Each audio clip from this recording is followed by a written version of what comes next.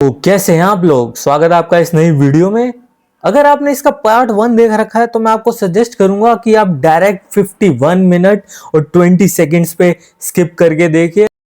वो बेड से उठता है और आईने में अपनी शक्ल देख के वो हैरान हो जाता है, बोलता है मेरी सेक्सी सी बॉडी चली गई और ये क्या, मैं ये मोटा थुलथुला सा आदमी बन गया हूँ, ये क्या हो रहा है। आई गेस चलो ट्राई करो। और वो उसकी मेड वो नाइफ फेंकती है और वो बिल्कुल बोर्ड से लग ही नहीं पाता, वो बोर्ड से टकरा के नीचे गिर जाता है और वो हंसते हुए कहता है तो मतलब तुम भी ऐसा कुछ है जो नहीं कर सकती। तो वो थोड़ी सी एम्बैरेस्ड हो जाती है। इस मानवा की शुरुआत में हमें एक वॉर का सीन दिखाया जा रहा है जिसमें ड्यूक एलियन अपनी आर्मी के साथ खड़ा होता है अपने देश को बचाने के लिए, और उसके सामने होती है अनडेड की एक बहुत ही बड़ी आर्मी जो कि उसकी आर्मी से लगभग दुगनी बड़ी होती है साइज में, जिसको देख के उसके आर्मी के लोग भी थर थर कांप रहे होते हैं। और उनको लीड कर रहा होता है एक डूरियान जो कि एक अनडेड नाइट होता है, और उसको ना हराने के लिए काफी ज्यादा हाई लेवल के नाइट्स चाहिए होते हैं, और वो भी गारंटी नहीं है कि वो उसे हरा पाएंगे या नहीं। वो सोच ही रहे होते हैं कि यार इन सबको हम कैसे हराएंगे। इतने में उसका एक सैनिक उसे सलाह देता है कि हमें ना सीज की तैयारी कर लेनी चाहिए, हम डायरेक्ट इनका मुकाबला नहीं कर पाएंगे। बट ड्यूक बोलता है कि नॉर्दर्न वॉल्स पहले ही गिर गई हैं, अब सीज की तैयारी करेंगे तो वो हो नहीं सकती, पॉसिबल नहीं है। और अगर इन्होंने वो भी तोड़ दी तो सिटी सारी तबाह हो जाएंगी, हमारी पूरी कंट्री तबाह हो जाएगी। वो ये सब सोच ही रहे होते हैं कि इतने में एंट्री होती है हमारे प्रोटैगनिस्ट यूरेन रॉक्स की, जो कि साउदर्न मार्केस का बेटा, और उसे इस बैटलफील्ड में भेजा गया था। और वो बिना कुछ स्ट्रेटेजाइज करे अनडेड की आर्मी की तरफ चार्ज कर रहा होता है, और वो ड्यूरेन की तरफ एक अपना डैगर फेंक के मारता है उसकी आंख में, और वो ड्यूरेन बिल्कुल ही पिघलने लग जाता है, बिल्कुल वो गायब हो जाता है। और ये सीन देख के ड्यूक हैरान हो जाता है कि ऐसा कैसे हो सकता है कि इतने नाइट्स मिलके नहीं हरा सकते, और ये अकेला बंदा अनडेड की आर्मी पे ऐसे चार्ज कर रहा है जैसे वो कुछ है ही नहीं, उनको बिल्कुल गायब कर दे रहा है अपने डैगर से। ये क्या कोई सेंट है जिसको गॉड्स ने हमारी मदद करने के लिए भेजा है असल में। पर अपना एमसी तो उन सबको फटाफट इसलिए मार रहा था ताकि वो जल्द से जल्द लेवल अप हो जाए और उसको अच्छा खासा एक्सपीरियंस मिल जाए। वो तो इसी में घुसता, वो बोलता मैं तुम्हें थोड़ी मौका दूंगा लेवल अप करने का। तो एज यूजुअल जैसे कि हर मानवा की नई स्टोरीज में हो ही रहा है, इसमें भी राइटर हमें 6 महीने पीछे ले जाता है ताकि हमें स्टोरी समझा सके वो ढंग से। और फिर हम देखते हैं कि एक लड़का बेड से उठता अपने सर पकड़ते और वो सोचता है यार मैं कहाँ पे हूँ, और अचानक से उसके सामने एक खूबसूरत सी लड़की जिसने अजीब से कपड़े और उसकी पतली सी कमर पे एक तलवार भी लटक रही होती है। वो उसको देख के कुछ पूछने ही वाला होता है पर वो वहां से चली जाती है, बोलते हुए कि मैं अभी जल्दी से प्रीस्ट को बुला के लाती हूँ। वो सोच रहा होता है यार मैं कहाँ पे हूँ, मैं कोई सपना वपना तो नहीं देख रहा। वो बेड से उठता है और आईने में अपनी शक्ल देख के वो हैरान हो जाता है, बोलता है मेरी सेक्सी सी बॉडी चली गई और ये क्या, मैं ये मोटा थुलथुला सा आदमी बन गया हूँ, ये क्या हो रहा है, मैं कोई सपना तो नहीं देख रहा। मैं फिर सो जाता हूँ, शायद मैं उठ जाऊं। पर इतने में उसे पीछे से आवाज आती है यंग मास्टर, और उसके साथ में एक डरावना सा आदमी भी खड़ा होता है और वो कहता है तू हमारे परिवार के नाम पे एक धब्बा है, कलंक है, और तू आखिरकार उठ ही गया। इतने में वो प्रीस्ट उसको रोकते हुए कहता है कि रुको रुको, अभी तो यंग मास्टर उठे ही हैं, मेरे को पहले इन्हें चेक करने दो, अपनी पनिशमेंट तुम बाद में इन्हें देते रहे ना। वो थोड़ा सा मुंह बनाते हुए कहता है चलो ठीक है। प्रीस्ट फिर उसको चेक करता है और बोलता है अब तुम ठीक हो, तुम्हें कोई ज्यादा इंजरीज वगैरह भी नहीं है, ये बहुत बढ़िया बात है। इतने में वो आदमी चिल्ला पड़ता है ये बढ़िया बात है, कैसे बढ़िया बात है, अपनी होने वाली पत्नी को असॉल्ट करने की कोशिश करना, तू साले जानवर से भी ज्यादा बदतर है। 19 साल का हो गया है पर अभी तक भी तेरे में अक्ल वक्कल कुछ नहीं आई है, बड़ा हो जा। तेरा छोटा भाई देख उसको औरा तक यूज करना आ गया और तू किसी काम का नहीं है। अपना एमसी क्या पड़ता है माफी मांगने पर किसके पास, तो वो डरावना सा आदमी चिल्ला के बोल पड़ता है तेरी फियांसे इलिया के पास जा और उसके सामने हाथ पैर जोड़, उससे माफी मांग, अगर उसने माफ कर दिया तो ठीक है, वरना तू सोच नहीं सकता तेरे साथ क्या हाल होगा। वो सोचता है इलिया, वो बोलता है ठीक है सर। वो घबरा के तो वो डरावना सा आदमी बोल पड़ता है तो कुछ भी हो, तूने हमारी रॉक्स फैमिली का नाम मिट्टी में मिला दिया है यूरियन। तो वो सोचता है मैं यूरियन रॉक्स हूँ, तो इसका मतलब क्या, तुम मार्क्यूस विलंगटंग रॉक्स हो गया। इतने में उसके मुंह पे एक फटाक से थप्पड़ आता है। वो बोलता है तेरी इतनी हिम्मत कि अपने बाप को तू नाम से बुलाए बेहुदा आदमी। और वो थप्पड़ खा के अपना एमसी बेहोश हो जाता है और फिर वो जब वापस होश में आता है वो बिल्कुल चिल्ला के उठता है और वो सोचता है यार ये क्या बकचोदी है, ये सच में कोई सपना वपना नहीं है, ये हकीकत है। इतने में उसकी वो जो वो मेड सी होती है वो आती है, वो बोलती है मास्टर आप जाग गए? तो वो बोलता है आर्यन, वो बोलती है हाँ बोलिए मास्टर। वो सोचता है यार ये तो सच में ही आर्यन है। तो वो उससे कुछ सवाल पूछने लगता है। वो बोलता है कि मैं यहाँ इसलिए पढ़ा हूँ, क्या इलिया ने मेरे को मारा था? वो बोलती है हाँ इतना ही नहीं, तुमने इलिया पे अटैक करने की कोशिश करी थी जब तुम इस कमरे में थे, और इसलिए इलिया ने तुम्हें तब तक मारा जब तक तुम बेहोश नहीं हो गए। वो सोचता है यार ये क्या बकचोदी है, मैं तो उस वेब नोवेल में आ गया जो कि मैं लिख रहा था। और इतना भी नहीं, मैं तो यूरियन रॉक्स की बॉडी में हूँ जो कि एक विलन है, जो कि बिल्कुल ही एक स्कम बैग है, जो अपनी फैमिली के नाम पे जीता है। उसके पास कोई स्किल टैलेंट वगैरह नहीं है, इसलिए जो प्रोटैगनिस्ट होता है वो उसकी फियांसे को भी हड़प लेता है और इसी गुस्से में ये कैरेक्टर उस पर अटैक करता है और बुरी तरीके से मारा जाता है। यार ये मैं कहाँ फंस गया। फिर वो सोचता है यार जो भी हो अभी भी मेरे पास मौका है, प्रोटैगनिस्ट को अभी तक अपने सारे आइटम्स वगैरह भी नहीं मिले होंगे, मेरे पास यही मौका है। और वो सोच के अपने बेड से उठने की कोशिश करता है, पर वो इतना मोटा होता है वो उठ ही नहीं पाता, बिल्कुल वो गिरने लगता है। उसकी मेड आके उसे संभालती है, वो पूछती है मास्टर आप ठीक तो हो? तो वो उसकी तरफ देखता है और उसके सामने ना स्टेटस की स्क्रीन आ जाती है उसके, जिसमें उसकी डिटेल्स वगैरह लिखी होती है कि वो आर्यन है, उसके पास क्या स्किल है। और उसकी नजर जाती है अफेक्शन लेवल पे। वो सोचता है यार ये सारा कोई डेटिंग सिम वगैरह है क्या, जो अफेक्शन लेवल भी लिखा हुआ है जिसपे 0 लिखा हुआ है? ऐसा इसलिए तो नहीं कि मैं काफी ज्यादा डेटिंग सिम वगैरह खेलता था। वो इतना सोचता ही है कि उसकी नजर आईने में चली जाती है और वो खुद का भी स्टेटस विंडो फिर देख पा रहा होता है।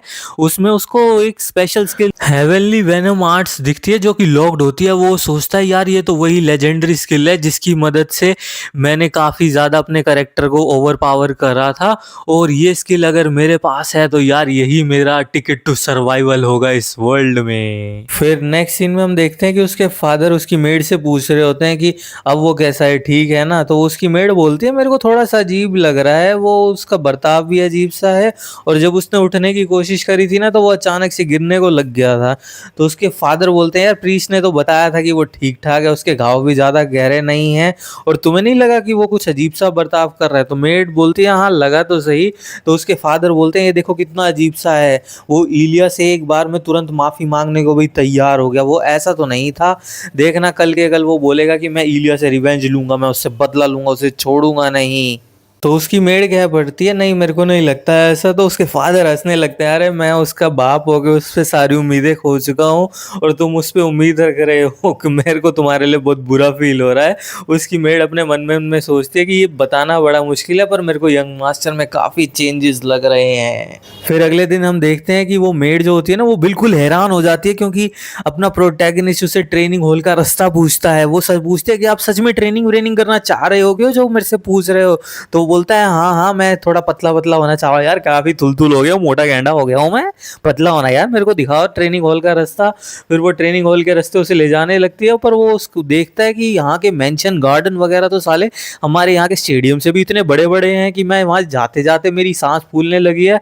और रास्ते में जाते जाते उसे जितने भी सर्वेंट मेड्स वगैरह दिखे ना, उसने उसके एफिनिटी लेवल देखा और सबके -50 -70 नेगेटिव में थे। वो बोलता है यार यहाँ तो सब मेरे से नफरत करते हैं, पर ये भी अंडरस्टैंडेबल है क्योंकि ये कैरेक्टर तो विलन ही था। और फिर वो जब ट्रेनिंग हॉल में पहुंचते हैं तो वहां पे उन्हें सबसे पहले एक बंदा दिखता है जिसका नाम होता है रेखा ओलियन, जो कि एक नाइट होता है इस फैमिली का। वो यंग मास्टर को देख के उसका एफिनिटी लेवल ना -90 में होता है और उसकी इंटेंशंस बिल्कुल उसको मार देने वाली होती है। उसको देख के वो डर जाता है और वो बोलता है तुम यहाँ क्या कर रहे हो? वो बोलता है मैं यहाँ ट्रेनिंग कर रहा हूँ और क्या करूंगा एज ए नाइट। तो वो अपनी मेड के कान में धीरे से फुसफुसा के पूछता है कि हम दोनों के बीच में कुछ हुआ था क्या, ये मेरे से इतना गुस्सा लग रहा है? तो वो बोलते हैं तुम भूल कैसे गए यंग मास्टर, आपको याद नहीं? ये वही नाइट है जिसको मार के उसने ऑर्डर दिया था आपको ट्रेन करने के लिए, पर आप ट्रेनिंग करना नहीं चाहते तो आपने अपनी तलवार से इसकी नाक के पास ये जो स्कार सा देख रहे हो आपने ही तो करा था, और जोर जोर से हंस रहे थे उस वक्त। इसके बाद मार्क्यूस ने आप पे गिव अप ही कर दिया था आपको ट्रेन करने के लिए। तो वो सोचता है यार ये यूरिन कितना ही ज्यादा चूतिया आदमी था। और फिर वो अपनी मेड को बोलते हैं चलो यहाँ से भागते हैं। वो बोलते हैं नहीं नहीं, मेरा मतलब है कि चलो यहाँ से वापस चलते हैं। फिर वो एरिन से पूछता है कि यहाँ पे क्या कोई और ट्रेनिंग हॉल नहीं है कि जो कि खाली हो और वहाँ कोई ना हो। तो वो बताती है कि एक फोर्ट ट्रेनिंग हॉल तो है, पर उसकी फैसिलिटीज इतनी बढ़िया भी नहीं है और वो यहाँ से काफी दूर है। वो बोलता है परफेक्ट है वो जगह, वहीं चलते हैं। तो वो कहती है चीज चलो मास्टर वहीं चलते हैं। और वहां पे वो पहुंच के देखता है कि वहां पे एक टेबल पे अलग अलग से वेपन्स वगैरह रखे होते हैं। तो वो नाइफ को देख के बोलता है यार अगर मैं नाइफ को थ्रो करूं तो हो सकता है कि सिचुआन टैंग क्लैन की जो स्पेशल टेक्निक है वो एक्टिवेट हो जाए।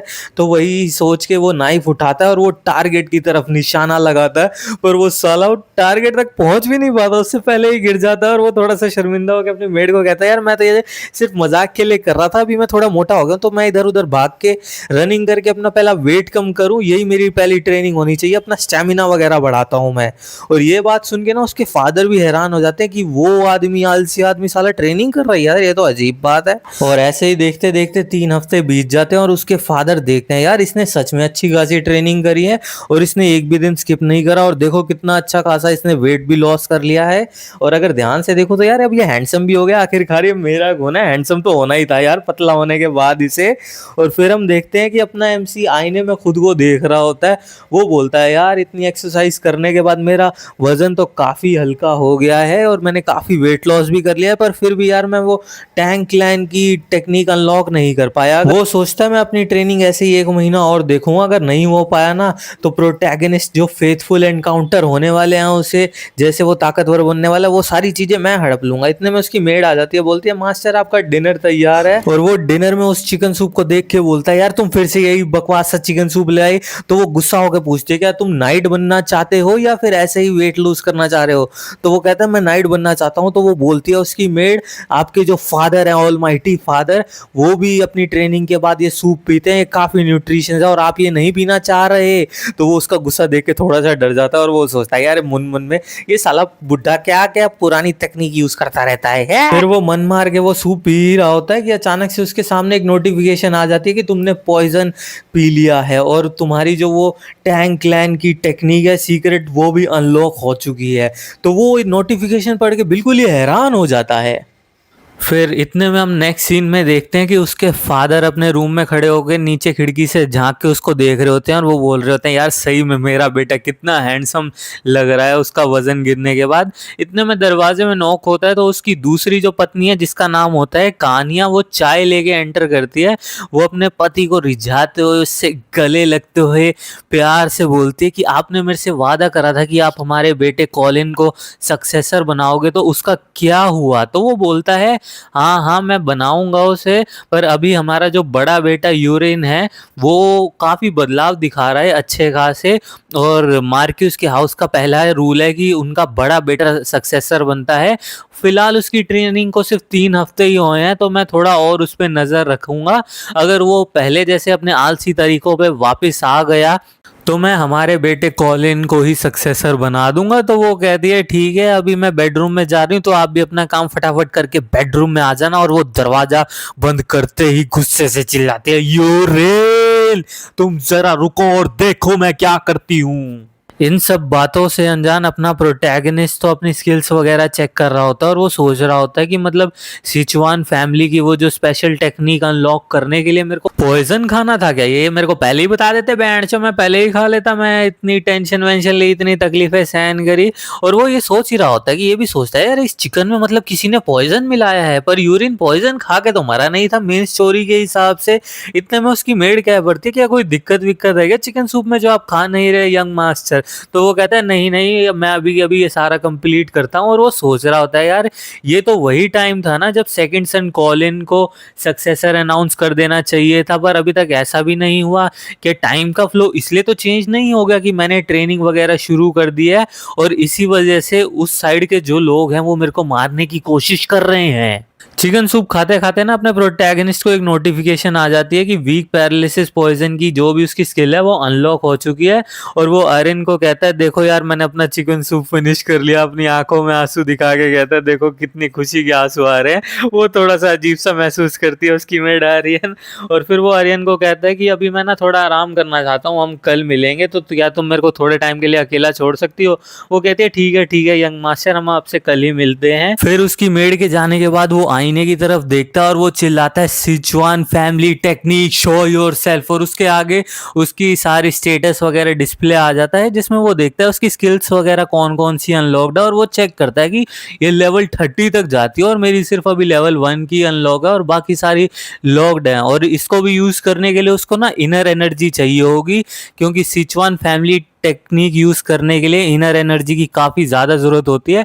वो सोचता है मैं वैसी ऐसी फैमिली में बॉर्न हुआ हूं जिसमें मार्शल आर्ट्स वगैरह हैं तो इनर एनर्जी तो फटाफट आ जाएगी। तो वो सिलेक्ट करता है उनमें से 10,000 वेनम डिवाइन एनर्जी। और इसके बाद वो अपने कपड़े उतारता है और वो अपनी इनर एनर्जी को मैनिफेस्ट करना चालू कर देता है। और फिर ऐसे ही सुबह हो जाती है और वो सोचता है मतलब मुरिम की जितनी भी नॉवेल्स वगैरह थी उसमें झूठ नहीं लिखा हुआ था कि रात भर ट्रेनिंग करनी पड़ती है। और सुबह मैं उठा हूँ मेरे को बिल्कुल रिलैक्स महसूस हो रहा है और मैं अपनी इनर एनर्जी सर्कुलेट कर पा रहा हूँ और बाहर भी देख पा रहा हूँ कि कितनी चिड़िया वगैरह हैं, उनकी क्यू को सर्च करके। और अब मेरे को मिरर की भी जरूरत नहीं है अपनी स्टेटस विंडो को देखने के लिए। इतने में उसको ना एक फेमिलियर एनर्जी महसूस होती है बाहर गेट पे। तो उसकी मेड एंटर करती है और वो देखती है बेडिंग को देख के कि यंग मास्टर क्या आप रात भर सोए नहीं। तो वो थोड़ा सा बौखला के ही कहता है कि नहीं नहीं यार मैं अभी उठा हूं और मैंने इन सबको पहले ही सेट वेट करके रख दिया है, तो चलो अभी मेरी ट्रेनिंग का टाइम हो रहा है जल्दी से चलते हैं। वो कहता है यंग मास्टर रुको रुको, मैं पहले आपके लिए ब्रेकफास्ट तैयार करती हूँ, आप वो ब्रेकफास्ट खाओ फिर वो चलते हैं।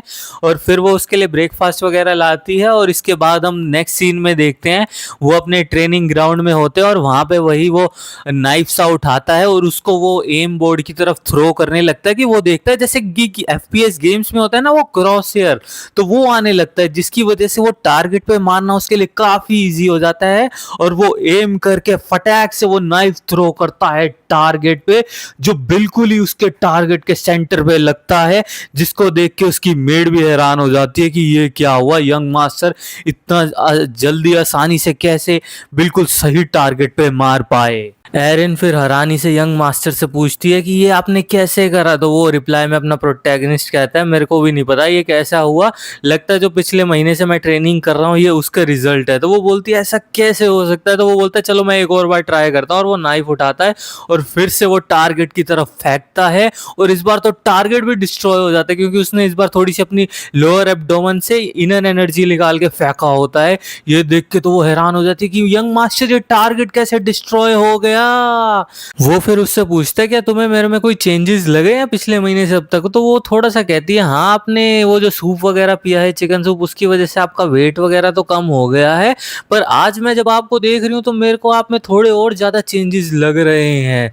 तो वो कहता है कि इसकी इंट्यूशन तो काफी अच्छी है, इसको मेरी इनर एनर्जी भी महसूस होने लगी क्या। फिर वो कहता है कि चलो थोड़ी सी और प्रैक्टिस करते हैं और वो नाइफ उठाता है और लगातार टारगेट पे टारगेट मारने लगता है, बिल्कुल एग्जैक्ट सेंटर पे लग रहे होते हैं वो टारगेट के। तो फिर ना वो एक थोड़ी सी अलग टेक्निक यूज करता है और वो जो नाइफ बिल्कुल सेंटर में लगा होता है उसी पे एक और नाइफ दे के मारता है जो बिल्कुल उससे अटैच हो जाता है। तो उसकी मेट देख के हैरान हो जाती है, बोलती है ऐसा कैसे हो सकता है। वो बोलते हैं यंग मास्टर मैं भी एक बार ट्राई करूं क्या। तो वो कहता है बी माई गेस्ट, चलो ट्राई करो। और वो उसकी मेड वो नाइफ फेंकती है और वो बिल्कुल बोर्ड से लग ही नहीं पाता, वो बोर्ड से टकरा के नीचे गिर जाता है। और वो हंसते हुए कहता है तो मतलब तुम भी ऐसा कुछ है जो नहीं कर सकती। तो वो थोड़ी सी एम्बैरेस्ड हो जाती है। इतने में अपने प्रोटैगनिस्ट को कुछ याद आता है और वो अपने स्टेटस विंडो खोल के उसको चेक करता है। उसमें देखता है कि उसकी एक और नई स्किल अनलॉक हो गई है जिसमें वो कोई भी वेपन फेंक सकता है और काफी तेजी से और ताकत के साथ फेंक सकता है। तो वो बोलता है अच्छा मतलब कोई भी वेपन ऐसे मैं फेंक सकता हूँ, तो चलो वो ट्राई करते हैं। और वो अपनी मेड को बोलता है थोड़ा सा साइड हटो और वो एक ब्रोकन स्वॉर्ड उठाता है और बिल्कुल निशाना लगा के अपनी इनर एनर्जी डायंटेना से लेके बोर्ड की तरफ एम करके फेंकता है और बिल्कुल बोर्ड भी टूट जाता है। उसकी मेड ये देख के हैरान हो जाती है, बोलती है यंग मास्टर ये क्या था, ये कैसे हो सकता है। वो बोलता है ये सब मेरी प्रैक्टिस का नतीजा है। वो बोलते हैं नहीं ऐसा बिल्कुल नहीं हो सकता। फिर अपना प्रोटैगनिस्ट कहता है कि एरिन, मैं जानता हूँ तुम मेरी हर बात जाके फादर को रिपोर्ट करती हो, पर ये वाली जो मेरी नई टेक्निक्स है ना, अभी फादर को मत बताओ, क्योंकि मैं अभी कुछ और टेक्निक्स प्रैक्टिस करना चाहता हूँ, और जब ये सब हो जाएगा तो मैं खुद जाके उस अपने फादर को सब ये बात बता दूंगा, तो प्लीज़ थोड़ा सा मेरा ये बात का ख्याल रखना। तो वो भी कहती है ठीक है यंग मास्टर, मैं ध्यान रखूंगी। और फिर नेक्स्ट सीन में हम देखते हैं कि ड्यूक के कुछ वर्कर्स वगैरह होंगे, आपस में बाय बाय करके घर जा रहे होते हैं। उनमें से एक वर्कर होता है पेरू, जिसकी स्टेटस विंडो अपना एमसी खोल के देखता है, जिसकी ट्रेट होती है कि वो फूड को पॉइजन वगैरह कर सकता है। तो वो कहता है तो साला यही वो बंदा है जिसने मेरे फूड को पॉइजन करा होगा। तो फिर अपना एमसी अपनी स्किल यूज करता है, उसमें वो एक एरो सा लाता है, और वो एरो ना उसके पेट में दे मारता है, जो कि उसकी स्किल होती है पैरालिटिक पॉइजन, जिसकी वजह से वो बंदा पैरालाइज हो जाता है, बिल्कुल हिल विल नहीं पाता, बेहोश हो जाता है। वो जाके उसके पेट में लगता है और वो गिर जाता है नीचे से धड़ाम। तो अपना एमसी जाता है, उसको उठाता है और उसको नीचे ले जाके बेसमेंट में फेंक के दे मारता है। उसके आगे ना स्टेटस विंडो में उसके टाइमर भी लगा होता है कि कितनी देर तक ये पॉइजन रहेगा, जिसमें 1 घंटा होता है। और वहां पे जब उसकी आंखें खुलने वाली होती हैं बेसमेंट में, तो अपना एमसी बोलता है उसको घुर्रा के, तू तो जानता ही होगा ना मैं कौन हूँ, है ना, तो जो जो मैं पूछूं सीधा सा उसका जवाब दे दे, अगर तू जिंदा रहना चाहता है, वरना तेरे साथ क्या होगा वो मैं भी नहीं जानता। फिर अपना प्रोटैगनिस्ट कहता है कि पैरू, मेरे पास तुम्हारे लिए कुछ सवाल है, अगर उसका जवाब हाँ में हो तो अपनी आंख एक बार ब्लिंक करना, और अगर ना में हो तो 2 बार, समझ गया ना। तो वो ब्लिंक करके कहता है हाँ हाँ। तो फिर वो पूछता है चलो मैं तुमसे पहला सवाल पूछता हूँ कि जो जिसने मेरा सूप पॉइजन करा था वो तुम ही हो ना। तो पैरू जवाब में एक बार ब्लिंक करता है और कहता है हाँ हाँ। फिर वो पूछता है कि जिसने तुम्हें मेरा फूड पॉइजन करने को कहा था वो मार्चिनियस कीना है ना। तो वो 2 बार ब्लिंक करता है और कहता है नहीं नहीं वो नहीं है। तो एमसी चिल्ला के कहता है क्या वो नहीं है, और वो अपनी जेब से एक डैगर निकालता है, बोलता है सच सच बता, वरना ये जो डैगर है ना बिल्कुल तेरा गला चीरते हुए निकल जाएगा और पता नहीं चलेगा। मैं वापस पूछ रहा हूँ तेरे को, जिसने मेरे को पॉइजन करने के लिए कहा था वो मैडम कीना है ना। तो वो फिर से ब्लिंक करता है, बोलता है नहीं है नहीं है। तो एमसी सोचता है यार इसको देख के लग तो नहीं रहा कि ये झूठ बोल रहा होगा, चलो जो भी है इसका तो मैं बाद में पता लगाऊंगा। और वो अपनी जेब से एक पॉइजन सा निकालता है और वो उसके मुंह में ठूस देता है, बोलता है कि ये एक पैरालिटिक पॉइजन है। फिर वो आगे कहता है अगर तुमने 1 महीने के अंदर इस पॉइजन का एंटीडोट नहीं लिया ना तो साले तू टपक जाएगा, तेरे जो इंटरनल ऑर्गन्स अंदर से सारे बिल्कुल पिघल जाएंगे। फिर अपना एमसी उसके सर पे हाथ रख के उसकी पैरालिटिक पॉइजन की जो स्किल होता है उस पर से हटाता है उसके, ताकि वो मूव वगैरह कर सकते और उसके सारे जवाब दे सके। तो फिर अपना एमसी पूछता है चलो मेरे को अब बता कि किसने कहा था कि मेरा फूड पॉइजन करने के लिए। तो वो बताता है कि मेरे को नाइट कैप्टन कैरोक्स ने ये काम करने के लिए कहा था। तो एमसी कहता है कैरोक्स। तो वो आगे बताता है कि कैरोक्स ने मेरे को ऑर्डर करा था कि तुम्हारी बॉडी को देख के ऐसा लगना चाहिए कि तुम किसी बीमारी की वजह से 1 साल के अंदर मर गए हो। तो एमसी सोचता है यार कैरोक्स तो काइना का ही बड़ा भाई है, तो मेरा अंदाजा बिल्कुल गलत ही नहीं था, साले एक ही फैमिली के छट्टे बट्टे हैं दोनों के दोनों। फिर एमसी ना उसे एक पॉइजन्स की लिस्ट देता, बोलता है इनको जाके प्रोक्योर करो ब्लैक मार्केट से, कैरोक्स से तुम पैसे ले लेना। तो वो कहता है इस पॉइजन्स का आप करोगे क्या। वो बोलता है चिल्ला के क्या मैंने तुम्हें सवाल पूछने का आदेश दिया गया। तो पैरू डरते हुए कहता है ठीक है मैं जो तुम कहोगे वो कर लूंगा। तो फिर एमसी उसको लास्ट में एक आदेश और देता है कि अब से मेरा सूप वो जो तुमने हयांग हर भरी थी ना पहले मेरे सूप में, उससे भरपूर मिलना चाहिए। तो वो हैरान होकर पूछता है क्या। नेक्स्ट सीन में हम देखते हैं कि एमसी अपने कमरे में आके खुशी से चिल्ला रहा होता है कि यार ये मार्शल आर्ट्स तो बहुत बढ़िया चीज़ है, मैंने तो सिर्फ उसे साले को सूखी पत्तियां खिला दी थी पैरालिटिक पॉइजन के नाम पे, और फिर भी वो डर गया। और फिर वो आगे सोचता है कि मेरे को सिचुआन टैंक की वो जो मार्शल आर्ट टेक्निक है फटाफट सीखनी पड़ेगी, क्योंकि आगे काफ़ी खतरनाक चीज़ें होने वाली है। और फिर हम देखते हैं कि पैरू उसके पास पॉइजन्स वगैरह ले आता है जो उसने मंगवाए होते हैं, और वो उनका नाम एक एक करके एमसी बताने लगता है, ये हयांग हर्ब है, ये यूकोपारा है और वुडन वेन लीफ। वो पैरू सुन के हैरान हो जाता है कि मास्टर आपको ये सब कैसे पता। वो तो यार स्टेटस विंडो से अपना एमसी देख ही पा रहा था, ये कोई बड़ी बात नहीं थी उसके लिए। और फिर वो पैरू को कहता है कि हयांग हर्ब भी काफी थी मेरे को मारने के लिए, तू इतनी सारी पॉइजन किस लिए लेके घूम रहा था। तो फिर पैरू बताता है कि हयांग हर्ब से ना काफ़ी ज़्यादा टाइम लगता है, अगर उसकी किसी ने रेजिस्टेंस भी बना ली ना तो फिर बहुत ज़्यादा देर लग जाएगी किसी को मरने के लिए, इसीलिए येकोपारा को उसके साथ मिक्स करके देना पड़ता है जिससे पॉइजन का असर इंक्रीज हो। तो वो कहता है तो दूसरे शब्दों में अगर हम सारे पॉइजन मिलाए तो वो और ज़्यादा ताकतवर होते हैं। तो तुम्हें ये सब कैसे पता। तो वो बताता है जब मैं 8 साल का था ना तो मेरे को लिंग्विटन फैमिली में बेच दिया गया था, जहाँ पे एक पॉइजन मास्टर ने मेरे को ये सारी ट्रेनिंग दी थी। तो वो पूछता है कि और भी कोई है क्या तुम्हारे अलावा लिंक बिटवीन फैमिली में। तो बताता है पहले तो वहाँ 20 बच्चे थे पर वहाँ सब मर गए, सिर्फ अकेला मैं ही वहाँ बच पाया। फिर अपना प्रोटैगनिस्ट पेरू को कहता है कि चलो तुम यहाँ से जा सकते हो, और उसके जाने के बाद अपना प्रोटैगनिस्ट एक एक करके सारे पॉइजन्स खाने लगता है, जिसके बाद उसको तड़ातड़ नोटिफिकेशन आने लगती है कि तुमने पॉइजन खा लिया है, ये तुम्हारी बॉडी में जहरीला पदार्थ घुस गया है, ये सब नोटिफिकेशन आने लगती है। और उसके बाद अपना एमसी बिल्कुल मेडिटेट करने के लिए बैठ जाता है और वो सारी अपनी एनर्जी इकट्ठा करके अब बिल्कुल पॉइजन को नलीफाई करने की कोशिश कर रहा होता है। और फिर हम देखते हैं कि ऐसे ही सुबह हो जाती है और उसकी मेड आके उसे देखती है और उसकी बॉडी को देख के हैरान हो जाती है कि ऐसा कैसे हो गया एक ही रात के अंदर। एरिन फिर पूछते हैं यंग मास्टर यहाँ पे ये क्या चल रहा है, और फिर अचानक से उसकी नाक में एक बड़ी गंदी सी दुर्गंध आती है और वो बोलती है यहाँ क्या चल रहा है, ये कैसी बदबू आ रही है। तो वो उसको एक्सप्लेन करने की कोशिश करता है, पर पहले मन मन में सोचता है ना एमसी, तो मतलब ये सच था कि जैसे ही मेरी इनर एनर्जी बढ़ेगी और मेरे मार्शल आर्ट्स के लेवल अप होंगे, वैसे ही मेरी बॉडी जो है वो वेस्ट को एक्सपेल करती है। तो मतलब जो नॉवेल्स में पढ़ा हुआ था वो सच ही है आजकल। तो वो बोलता है मैं जाके खिड़की खोलता हूँ, तो वो एरिन बोल पड़ती है नहीं नहीं, जाके नहाओ नहाओ, जल्दी से बाथरूम में जाओ।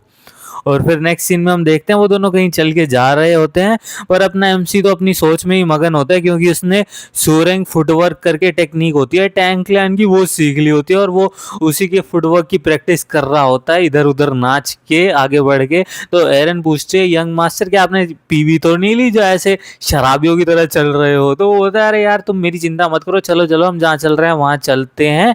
तो वो पूछती है कि यंग मास्टर सही भी रहेगा कि आप फर्स्ट ट्रेनिंग हॉल में जाना चाह रहे हैं, वहाँ पे काफ़ी ज़्यादा नाइट ट्रेनिंग कर रहे हैं काफ़ी सारे। तो वो बोलता है कोई बात नहीं यार, ठीक ठीक है, मैं सिर्फ देखना चाहता हूँ कि नाइट्स वगैरह ट्रेन कैसे करते हैं, तुम मेरी चिंता ज़्यादा मत करो। फर्स्ट ट्रेनिंग ग्राउंड में नाइट्स अपनी ट्रेनिंग कर रहे होते हैं कि वो उनको आके देखते हुए वो नाइट्स उसकी तरफ इशारा करते हुए कहते हैं ये तो वो बटलर नहीं है जो यंग मास्टर के यहाँ पे लगी हुई है। और फिर वो पीछे जब उसको देखते हैं वो देख के हैरान हो जाते हैं, वो बोलते हैं मार्क्यूस हाउस में इतना सुंदर भी कोई लड़का वड़का था क्या। अरे फिर दूसरा नाइट बोल पड़ता है कि मैंने सुना था कि वो यंग मास्टर ने अपना वजन घटा लिया है ट्रेनिंग के बाद। वो बोलता है मेरे को तो लगा था ये सिर्फ बकवास वगैरह है, पर ये तो सच है यार। और वो आपस में फुसफुसा के बातें कर रहे होते हैं कि ये वही इनफेमस यंग मास्टर है ना, ये इतना पतला कैसे हो गया, पहले तो ये सुअर जैसा दिखता था अब तो कितना सुंदर दिख रहा है, कोई इसने जादू वादू तो नहीं करा। वो सोच रहा होता है एमसी साले बेवकूफ लोगों, मैं तुम्हारी बात सुन पा रहा हूँ मेरी इनर एनर्जी की वजह से, और तुम मेरे बारे में ये बकचोदी कर रहे हो। कि इतने में ना उसकी मेड उसकी एक नाइट की तरफ इशारा करते हुए उसको बताती है कि यंग मास्टर देखो ये नाइट कितने बढ़िया से स्वॉर्ड की ट्रेनिंग कर रहा है और इसका पोस्चर भी अच्छा है, ये जल्दी जूनियर नाइट बन जाएगा। तो उसको देख के एमसी को याद आ जाता है कि ये तो किराड है जो कि मेन कैरेक्टर का एलाय होता है, मेरे को इसके साथ कनेक्शन बनाना पड़ेगा, ये मेरे लिए फ़ायदे का सौदा हो सकता है। इतने में एमसी को कुछ सोचता है और उसको याद आता है कि वो तीनों नाइट्स की तरफ देखता है, उन सबका एफिनिटी लेवल उसके लिए काफ़ी गिरा होता है, कोई हेस्टा ऑयल होता है, कोई उसको देख के डिस्गस्ट कर रहा होता है, किसी किसी की मर्डरस इंटेंट तक होती है उसकी तरफ। तो वो बोलता है ये बढ़िया टेस्ट सब्जेक्ट बनेंगे मेरे लिए, और फिर वो अपनी स्किल यूज़ करता है प्रोलोड पॉइजन करके, और वो एक नाइट के ऊपर फेंकता है वो अपनी स्किल, और वो नाइट अपना पेट पकड़ के नीचे गिर जाता है अचानक से। दूसरे नाइट्स उससे पूछते हैं क्या हुआ क्या हुआ, अरे तेरे को टॉयलेट वॉयलेट तो नहीं जाना जो अपना पेट पकड़ के बैठा है। वो बोलता है नहीं नहीं ऐसा कुछ नहीं है, वो चिल्ला रहा होता है। वो उनमें से एक नाइट कहता है जल्दी से प्रीस्ट को बुलाओ, और वो अचानक से ठीक हो जाता है। वो बोलता है अब क्या हुआ, वो बोलता है वो नाइट कि यार मेरा पेन अब चला गया है। वो बाकी नाइट उस पर चिल्लाने लगता है साले तू हमें बेवकूफ बना रहे हैं चूतिया आदमी, तेरे को टॉयलेट जाना तो जल्दी से दबाओ यहाँ से। इस बार ना अपना एमसी सोल किलिंग करके एक टेक्निक होता है वो यूज करता है। इस बार वो तीनों के तीनों नाइट पे यूज करता है, जिससे उन तीनों नाइट्स के सामने इल्यूजन होने लगते हैं और सबके सामने खतरनाक से मॉन्स्टर्स वगैरह आने लगते हैं। किसी के सामने एक ऑर्क करके आने लगता है, किसी के सामने स्केलेटन ड्रैकुला वगैरह, और वो सब चिल्लाने लगते हैं। एरिन ये देख के हैरान होती है कि ये सब पागल हो गए क्या, ऐसे एक्टिंग वैक्टिंग क्यों कर रहे हैं चिल्लाने की। पर उनके सामने तो काफी खतरनाक मॉन्स्टर का इल्यूजन होता है। वो सारे नाइट्स आपस में तलवार लेके उन पे अटैक वगैरह कर रहे होते हैं, चिल्ला रहे होते हैं, पागलों की तरह डर के मारे नीचे बैठे होते हैं। और फिर वो अपना एमसी बोलते हैं चलो आज के लिए टेस्ट बहुत हो गया, और वो अपनी मेड को कहता है कि एरियन चलो यहाँ से चलते हैं फोर्थ ट्रेनिंग हॉल पे। वो बोलते हैं यंग मास्टर पर क्यों, वो बोलते हैं यहाँ काफी ज्यादा शोर है, और वो दोनों निकलने लगते हैं कि इतने में एक दूसरी मेड आती है। वो बोलती है कि यंग मास्टर आपसे कोई मिलने आया है। वो पूछता है कौन। तो वो बताती है कि आपकी फियांसे लेडी इलिया मार्कस आपसे मिलने के लिए आई है। तो नेक्स्ट सीन में हम देखते हैं कि वाइफ वहाँ खड़ी होती है और वो सोच रही होती है कि इस बार तो मैं अपनी एंगेजमेंट ये तोड़ के ही रहूंगी, मेरे को नहीं करनी उससे शादी वादी। इतने में अपने एमसी की एंट्री होती है गेट से। वो उसको देख के हैरान बोलती है और पूछती है तुम कौन। अपना एमसी रिप्लाई करते हुए कहता है यार मैं यूरिन हूँ, तुम मेरे को भूल गई क्या। वो कहती है क्या, मैंने सुना तो था कि तुमने काफी ट्रेनिंग की और वेट लॉस कर लिया है, पर मेरे को तो लगा था ये वो सब बकवास है, और अभी तो हमें मिले हुए सिर्फ 2 महीने भी नहीं हुए, तुम इतना ज्यादा कैसे बदल गए। तो वो अपना एमसी रिप्लाई करते हुए कहता है क्यों, क्योंकि मैंने बहुत ज्यादा मेहनत करी है अपने ऊपर। वो कहती है मेहनत करी है सच में। तो वो अपना एमसी आगे एक्सप्लेन करते हुए कहता है कि तुमसे मार खाने के बाद मैंने कुछ काफी ज्यादा सोचा और मैंने सोचा कि ये सही समय अब चेंज करने का। तो वो कहती है कि या तुम मेरे से अपना बदला बदला लेना चाहते हो क्या, जो तुम्हें मैंने पीटा था। तो वो कहता है नहीं, और वो घुटने पे गिर जाता है और वो कहता है इलिया मैं तुम्हारा काफ़ी शुक्रगुजार हूँ, तुम्हारी वजह से मैं अपनी सेंसेस में आ पाया हूँ, और जो कुछ भी हुआ उसके लिए मैं माफ़ी चाहता हूँ, तहे दिल से माफ़ी चाहता हूँ। अगर तुम चाहती हो तो मैं ये एंगेजमेंट तोड़ने के लिए भी तैयार हूँ। तो इलिया हैरानी से पूछती है कि तुम कौन हो। तो वो रिप्लाई करते हुए कहता है मैं फॉर्मर स्काउंड्रल यूरिन रॉक्सी हूँ, और फिर से वो घुटनों पे गिर के माफी मांगता है इलिया से। तो इलिया कहती है तुम इस बात को लेके सीरियस हो ना। तो एमसी कहता है हाँ हाँ मैं सीरियस हूँ, मैं प्रॉमिस करता हूँ। तो वो बोलती है नहीं कसम खाओ, और वो अपना ऑरा यूज करती है और वो एमसी को चिल्ला के कहती है कि कसम खाओ अगर अब से तुमने ये लाइन वापस से क्रॉस करी और वापस से तुम वो स्काउंड्रल बन गए तो मैं तुम्हें खुद ही अपने हाथों से मारूंगी। तो ये सुन के एमसी हैरान हो जाता है, बोलता है ये तो इसने प्रोटैगनिस्ट को नहीं कहना था, ये मेरे को क्यों कह रही है। और फिर वो अपना 1000 वेनम डिवाइन एनर्जी यूज करके इलिया के ऑरा को डिस्पर्स कर देता है वहां से, और फिर कहता है कि हाँ मैं वादा करता हूँ। तो इलिया ये सुन के थोड़ा सा शर्मा भी जाती है और फिर बोलती है कि ठीक है मैं तुम पे नजर रखूंगी, अगर तुमने एक और भी गलती करी ना तो हमारी एंगेजमेंट को तुम कैंसिल ही समझना। तो वो सुन के हैरान हो जाता है यार अभी तुमने एंगेजमेंट ब्रेक नहीं करी, मेरे को तो लगा था ब्रेक करने आए हो। फिर नेक्स्ट सीन में हम देखते हैं कि उसके फादर इलिया से पूछ रहे हैं तो क्या है तुम्हारा फैसला। तो इलिया बताती है कि अभी के लिए मैं ये एंगेजमेंट नहीं तोड़ रही। तो उसके फादर हैरानी हैरानी से पूछते हैं कि क्या रीज़न है। तो वो इलिया कहती है कि मेरे फादर ने मेरे को बताया था कि एक इंसान की फितरत इतनी आसानी से नहीं बदलती, पर फिर भी मैं यूरिन को एक लास्ट मौका दे के देखना चाह रही थी, और इसलिए मैं उससे मिलने आई रही थी कि वो वापस से पहले जैसा बन गया या कुछ अलग है। पर जब मैंने उसे देख लिया है वो तो मेरे को बिल्कुल ही अलग लग रहा है। तो उसके फादर बोलते हैं तो चलो ठीक है, बहुत बढ़िया बात है, तुम नहीं ब्रेक करना चाह रही तो ऐसा करो कुछ दिन तुम यहीं पे रुको। तो वो कहती है नहीं नहीं यार मैं अभी नहीं रुक सकती यहाँ पे, मैं अपने फादर को बोल के आई थी मैं एंगेजमेंट तोड़ने जा रही हूँ तो मेरे को वापस जाना पड़ेगा। हाँ पर मैंने एक बात याद रखना, अगर उसने फिर से वही स्काउंड्रल पना चालू कर दिया तो मैं उसे अपने हाथों से ही पीट पीट के मार दूंगी। तो उसके फादर भी ये थोड़े सुन के डर जाता है, बोलते हैं यही तो होती है बढ़िया हीरोइन। नेक्स्ट सीन में हम देखते हैं कि एमसी के फादर ने उसे बुलाया होता है और वो पूछता है कि फादर आपने मेरे को बुलाया। पहले तो उसके फादर उसको देख के हैरान हो जाते हैं और वो बोलते हैं रुको तुम हो कौन आखिरकार। वो बोलता है एक्सक्यूज मी क्या कहना चाह रहे हो। वो बोलता है यार यार रुको रुको मैं तो मजाक कर रहा था, तुमने काफी ज्यादा मेहनत करी है, देखो मेरा बेटा कितना हैंडसम हो गया है। तो वो बताता है, वो पूछता है कि आपने मेरे को नाइट की ट्रेनिंग के लिए बुलाया है क्या। वो बोलता है ओहो लगता है तुम ज़्यादा समझदार भी हो गए हो, मेहनत करने के साथ साथ ये सही समय आ गया है कि तुम्हें रॉक्स फैमिली की स्पोर्ट्समैनशिप सिखाई जाए।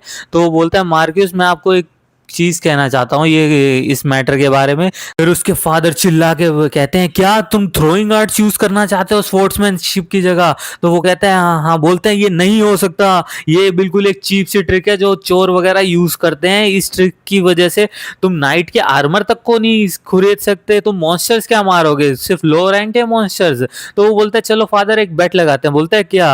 वो बोलते हैं चलो एक बेट लगाते हैं, अगर मैंने बोराक को एक डैगर से मार दिया तो सोचना कि मैं जीत गया। उसके फादर कहते हैं ये पॉसिबल ही नहीं है कि बोराक्स के सेल इतने ज्यादा गहरे होते हैं, तुम अपने नाइफ से मार ही नहीं सकते। तो वो कहता है कि मार्क्यूस ये तो आपके लिए बढ़िया बात है अगर आप ये बेट अनकंडीशनली जीत जाएं। तो वो कहता है चलो ठीक है तुम इतने स्टबर्न हो रहे हो तो चलो मैं तुम्हारे साथ बेट लगाता हूँ, अगर तुम जीते तो तुम्हारी ट्रेनिंग तुम कैसे भी करो मेरे को फर्क नहीं पड़ेगा, अगर मैं जीत गया इस बेट में तो तुम्हें मेरे हिसाब से नाइट की ट्रेनिंग करनी पड़ेगी। नेक्स्ट सीन में हम देखते हैं कि अपना एमसी अपने कमरे में आ जाता है और वो सोच रहा होता है यार ये तो बढ़िया बात है कि एरिन ने मेरी ट्रेनिंग की रिपोर्ट फादर को नहीं दी और प्रैक्टिकल टेस्ट अभी कल है, तो मैं भी देखना चाहूंगा कि बोरक्स को मैं कितने नाइफ के थ्रो में हरा सकता हूँ। इस चीज़ के लिए तो मैं भी इंटरेस्टेड हूँ और बाकी तैयारियां कंप्लीट करने के लिए ऐसा करता हूँ, मैं अपनी पॉइजन और खा लेता हूँ ताकि मैं डिवाइन आर्ट्स का लेवल अब 3 पे कर सकूँ। वो ये सोच ही रहा होता है, इतने में पीछे से एरिन की आवाज़ आती है। वो बोलती है यंग मास्टर मैं आपको मार के उसका मैसेज डिलीवर करने आई हूँ, कल 12 बजे ट्रेनिंग हॉल फर्स्ट में ही आपका वो बोरक्स के साथ मैच होगा। तो वो बोलता है कि ये बात क्या सबको पता चली है क्या जो तुम मेरे को ये डिटेल्स वगैरह बताने आई हो? तो वो बोलता है हाँ यंग मास्टर ये सबको ही पता चल गया और बाकी लोग काफ़ी ज़्यादा हंस रहे हैं। वो सोच रहे हैं कल आप कैसे अपनी पैंट गीली करोगे जब बोरक्स को देखोगे और वहाँ से भाग जाओगे। सबके लिए काफ़ी खुशी का माहौल बन गया ये चीज़ सुन के। तो वो ये सुन के काफ़ी चिढ़ जाता है अपना एमसी। वो पूछता है उससे कि क्या ये सब लोग वापस वहाँ कल आ भी रहे हैं क्या वो देखने के लिए? तो वो बोलती है हाँ मार्क्यूस ने किसी को मना तो नहीं करा कि ऐसे कि कोई आ नहीं सकता। तो वो बोलता है कल काफ़ी ज़्यादा स्पेक्टिकल होगा, तुम्हें क्या लगता है? तो वो बोलते हैं यंग मास्टर कल आपका ही दिन होगा। और फिर अगले दिन हम देखते हैं एक बड़े से स्टेडियम में वो खड़ा होता है और बहुत सारे लोग होते हैं। ये देख के वो भी हैरान हो जाता है। तो वो फादर को बोलता है, उसके फादर बैठे होते हैं चेयर पे बीच में, कि ये सब क्या है? तो वो बोलता है मेरे को भी नहीं पता था इतने लोग आएंगे, मैंने तो सिर्फ अपने विजार्ड को बताया था।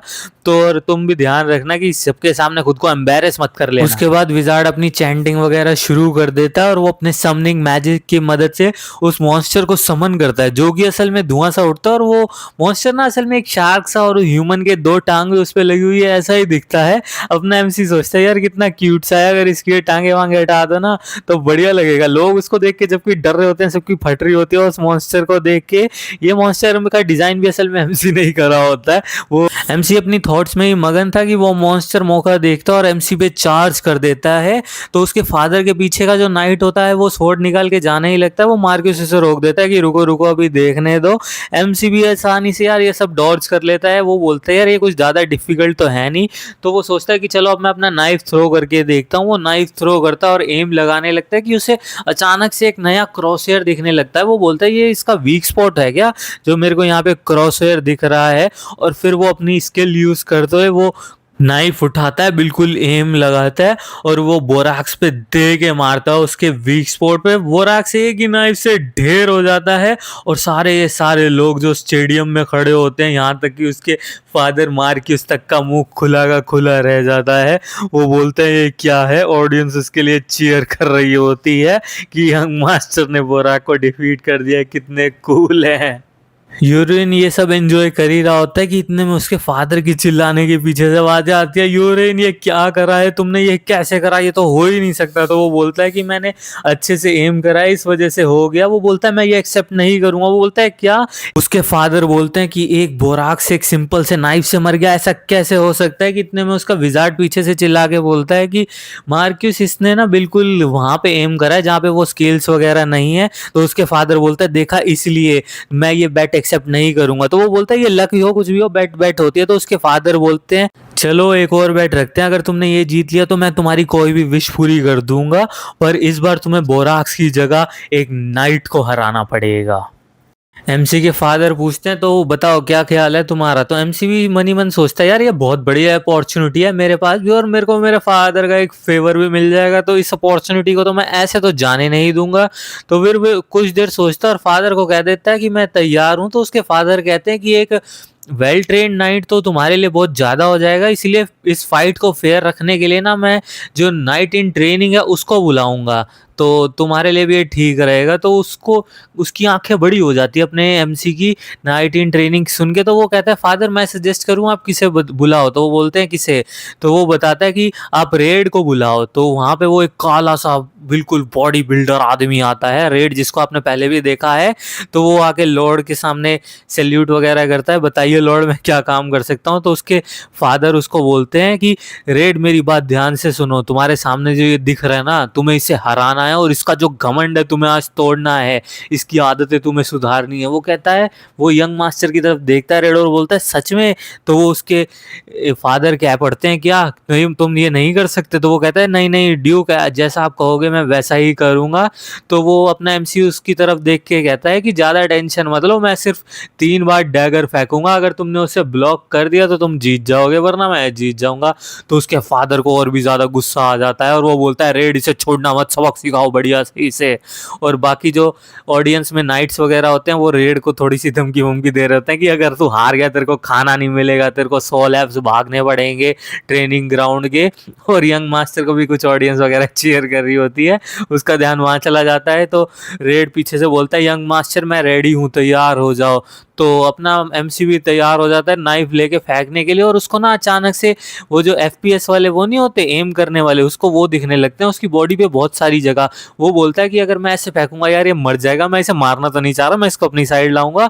और फिर वो बिल्कुल हेड ऑन उस पर वो डैगर फेंक के मारता है। रेड बोलता है मैं इसको आराम से ब्लॉक कर लूंगा, और वो अपनी स्वॉर्ड के साथ बिल्कुल उसे ब्लॉक करने के लिए जाता ही है, पर उसमें इतना ज्यादा प्रेशर होता है कि रेड भी साला 4-5 कदम बिल्कुल पीछे घिसड़ता हुआ जाता है।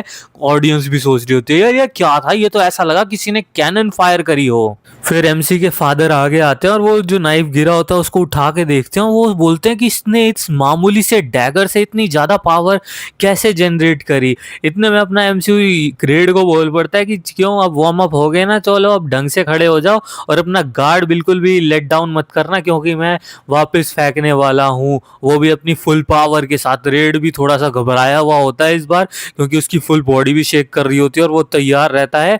और अपना एमसी फिर एक और बार एक डैगर फेंकता है, डायरेक्ट शॉट, पर वैसा फेंकता है कि वो उसे मार ना दे गलती से, क्योंकि रेड भी यार एक इंपॉर्टेंट कैरेक्टर है इस गेम का। रेड बिल्कुल अपनी पूरी ताकत से उसको डिफेंड करने की कोशिश करता है और बहुत धुआं उठता है। ऑडियंस भी हैरान होती है और हम देखते हैं कि रेड नीचे गिरा होता है, उसकी स्वॉर्ड भी टुकड़े टुकड़े हो गई होती है, उसकी 2 टुकड़े हो जाते हैं उसके स्वॉर्ड के, और रेड घुटनों के बल नीचे आ जाता है जमीन में। उसके फादर पीछे से बोलते हैं कि यूरिन चलो हमें अकेले में तुमसे कुछ बात करनी है, पर वो बोलता है फादर अभी बैट खत्म नहीं हुई, एक और बार नाइफ फेंकना बाकी है। वो कहते हैं क्या क्या तुम उसे मारना चाह रहे हो, बहुत हो गया। तो वो बोलता है हम डायरेक्ट रेड से ही पूछ लेते हैं, और वो बोलता है रेड अपना सिर उठाओ खड़े हो। वो बोलता है यंग मास्टर, तो वो बोलता है कि उठ जाओ, क्या तुम ऐसे ही हार मान लोगे? अगर तुम अपनी बैटल के कंक्लूजन तक नहीं पहुंचे तो नाइट कैसे बनोगे? तो वो बोलता है कि रेड मैं एक आखिरी बार पूछ रहा हूँ, क्या तुम गिव अप करोगे या उठोगे? तो रेड अपनी पूरी हिम्मत लगा के उठता और उसका ऑरा जनरेट हो जाता है। उसको देख के उसके फादर भी हैरान हो जाते हैं कि एक नाइट इन ट्रेनिंग का ऑरा जनरेट हो गया कैसे। इतने में रेड बोल पड़ता है यंग मास्टर मैं तैयार हूँ, आप अपना नाइफ फेंको मेरे पे।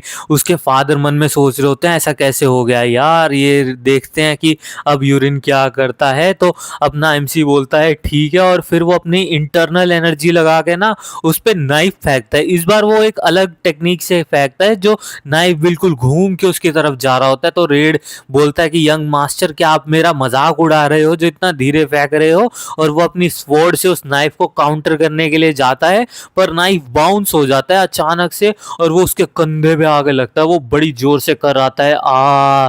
बाकी जो नाइट्स वगैरह होते हैं वो उसको देख के बोलते हैं कि रेड इतने ड्रामे क्यों कर रहा है, इतने आराम से तो आया, क्या तू यंग मास्टर से थोड़े पॉइंट्स वगैरह जीतना चाह रहा है क्या? पर अपने एमसी को पता है कि उसने इस नाइफ में ज्यादा अपनी इंटरनल एनर्जी डाली है, इस वजह से उसको ज़्यादा दर्द हो रहा है। और वो पीछे से उसके फादर कहते हैं कि यूरिन मेरे से अकेले में मिलना, मेरे को तुमसे कुछ ज़रूरी बात करनी है, तुम ये बैट तो जीत गए हो। फिर अपना एमसी आगे रेड की तरफ बढ़ता है और वो उसकी इंजरी पे अपनी इंटरनल एनर्जी आगे डाल के उसके दर्द को कम करता है। और रेड भी देखता है कि यार मेरा दर्द चला गया, और वो यंग मास्टर को शुक्रिया अदा कहता है और बोलता है कि मुझे माफ़ कर दो, मेरे को लगा आप मेरा मजाक उड़ा रहे हो जब आपने आखिरी बार मेरे पे नाइफ फेंका, पर ऐसा तो नहीं था, आपकी ये टेक्निक तो काफी ज्यादा बढ़िया थी। रेड फिर यंग मास्टर की तारीफ करने लगता है और बोलता है कि अगर आपको मेरी आगे कभी भी जरूरत हो बस ऑर्डर कर देना, मैं आ जाऊंगा। अब ना एमसी उसकी स्टेटस में देखता है कि अब उसकी अफेक्शनेट ना उसकी तरफ फेवरेबल हो गई है कि अब वो उसको यूज कर सकता है, तो वो उसके बाय करके वहां से चला जाता है। और नेक्स्ट सीन में हम देखते हैं कि आर्यन उससे पूछती है कि यंग मास्टर ये टेक्निक तो आपकी काफी ज्यादा बढ़िया थी, आपने लगता बहुत ज्यादा मेहनत करी है। वैसे अगर मैं आपसे पहली बार इससे लड़ी होती तो मैं भी हार जाती, पर अब मैंने जब ये टेक्निक देख लिया तो अब तो मैं आपको जरूर ही हरा दूंगी। अपना एमसी मन ही मन सोचता है यार मैं जानता हूँ कि तेरे पास काफी बढ़िया स्किल्स हैं और तू मेरे को हरा भी देगी।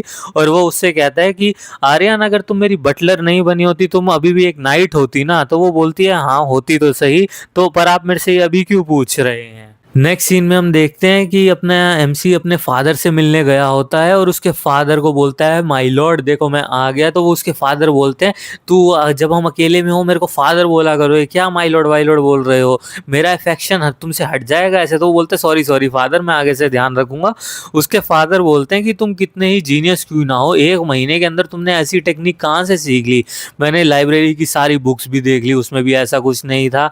तो फिर वो बताता है कि फादर मैं लाइब्रेरी में जब स्किल्स के लिए एक बुक ढूंढ रहा था, अचानक से एक बुक मेरे सर पे गिरी और उस पे कोई अजीब से निशान वगैरह भी बने हुए थे, और जैसे ही मैंने उसे खोला उसमें से एक बहुत तेज लाइट वगैरह चमकी और वो बुक में जो भी चीजें थी वो सब मेरे दिमाग में छपने लग गई और वो बुक अचानक से गायब हो गई। तो फादर कहते हैं कि वो मैजिक टॉम थी क्या। उसके फादर फिर आगे कंटिन्यू करते हुए कहते हैं कि हमारी लाइब्रेरी में इतनी बुक्स हैं कि मेरे को भी नहीं पता, हो सकता है उसमें कोई हो।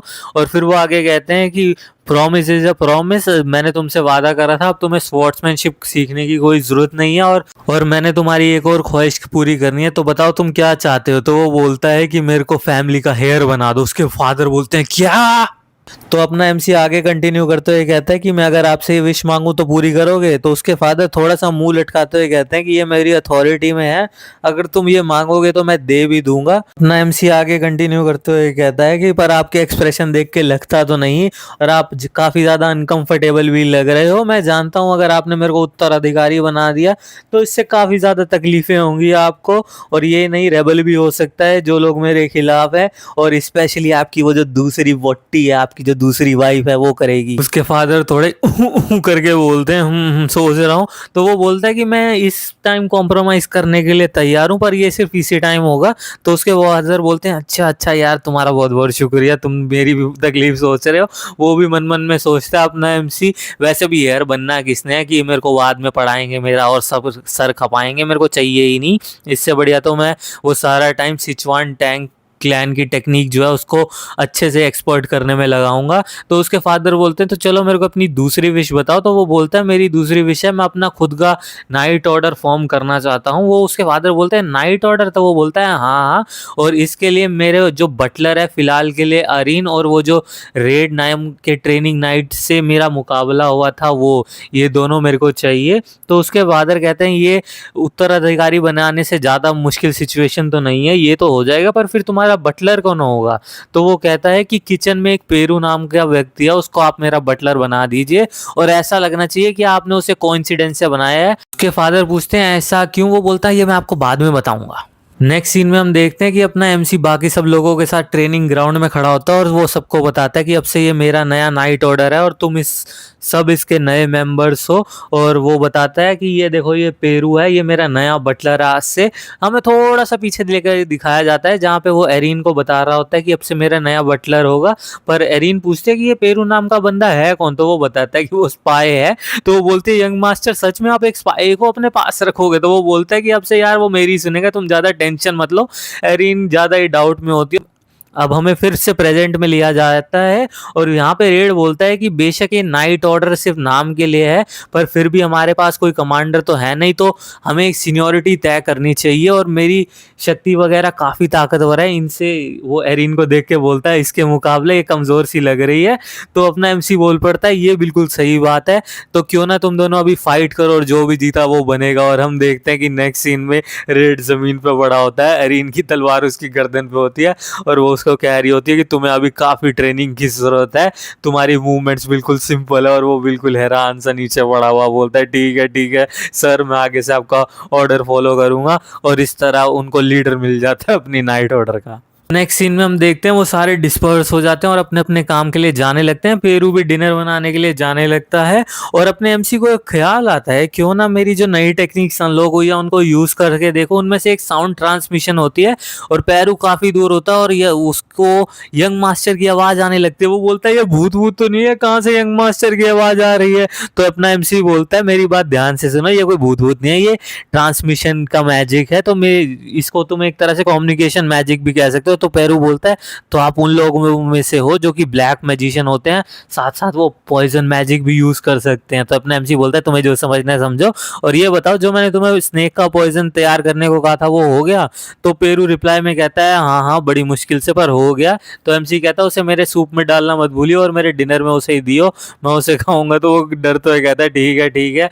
फिर हम देखते हैं कि ये अपना यंग मास्टर बिल्कुल वो सूप वूप पी के मेडिटेट कर रहा होता है, और इस तरह से ही सुबह हो जाती है उसकी मेडिटेशन में, और वो खिड़की से बाहर झांक के बोलता है मेरा टाइम आ गया है मार्क्यूस के कासल से बाहर जाने का और दुनिया देखने का। फिर वो अपने फादर के पास जाता है उनको बताने के लिए कि मैं बाहर घूमने जाना चाहता हूँ। तो उसके फादर बोलते हैं अच्छा कितने दिन के लिए जाना चाहते हो? तो वो बताता है कि मैं हफ्ता भर के लिए जाना चाहता हूँ बस। उसके फादर बोलते हैं अच्छा अच्छा बढ़िया, तुमने बहुत ट्रेनिंग वगैरह भी की है, टाउन में थोड़ा घूमोगे घूमोगे तुम्हारा भी मन बहल जाएगा, बढ़िया बात है, मैं एस्कॉर्ट तैयार करवाता हूँ। तो वो बोलता है एस्कॉर्ट? पर मेरे को कोई एस्कॉर्ट वगैरह नहीं चाहिए। तो उसके फादर बोलते हैं क्या बकवास कर रहे हो, तुम जानते नहीं तुम रॉक्स फैमिली के बड़े बेटे हो और तुम बिना किसी एस्कॉर्ट के बाहर जाओगे? तुम जानते नहीं दुनिया कितनी खतरनाक है, और बेशक तुम थोड़े ताकतवर हो गए हो पर नहीं नहीं। तो वो उसको कन्विंस करने की कोशिश करता है अपने फादर को, और उसके फादर मानते नहीं है। तो वो कहता है ठीक है फादर आप जैसा कहोगे मैं एस्कॉर्ट के साथ चला जाऊंगा।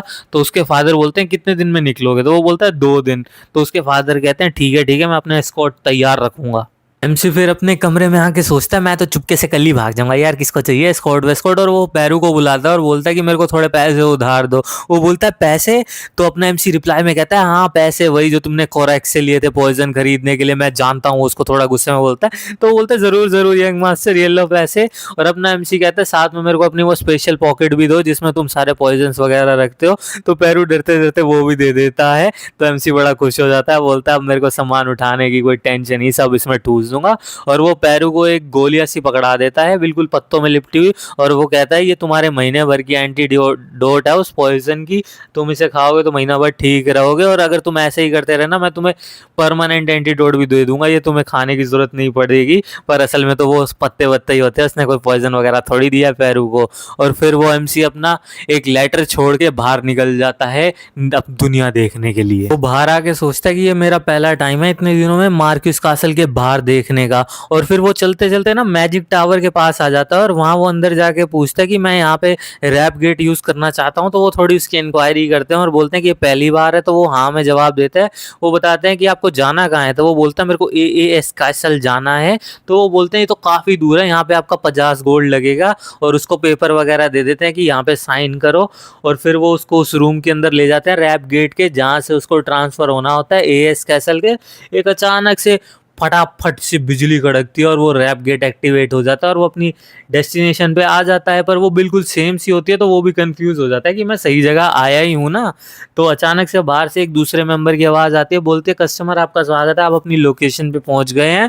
फिर वो मैजिक टावर से बाहर निकलता है और देखता है वहाँ की नई नई सड़कें गलियाँ, वहाँ पे लोगों का भी काफ़ी भीड़ भाड़ वगैरह होती है। तो अपना एमसी सोचता है सबसे पहले मेरे को अपनी ब्लैक स्मिथ गली ढूंढनी पड़ेगी जहाँ पे वो फेमस ब्लैक स्मिथ मिलेगा मेरे को। और वो इधर उधर लोगों से पूछताछ के वो ब्लैक स्मिथ की गलियां ढूंढने लगता है कि कहाँ मिलेगा कहाँ मिलेगा। और थकार के वो एक आखिरी गली में पहुंचता है जहाँ पे एक ब्लैक स्मिथ काम कर रहा होता है। वो उससे पूछता है कि क्या तुम जानते हो यहाँ पे कोई यूनिकॉर्न ब्लैक स्मिथ नाम का हो? तो वो बोलता है ऐसा तो यहाँ कोई नहीं है, पर यही सेम नाम मैं अपनी दुकान का रखने का सोच रहा था, ये बात आपको कैसे पता?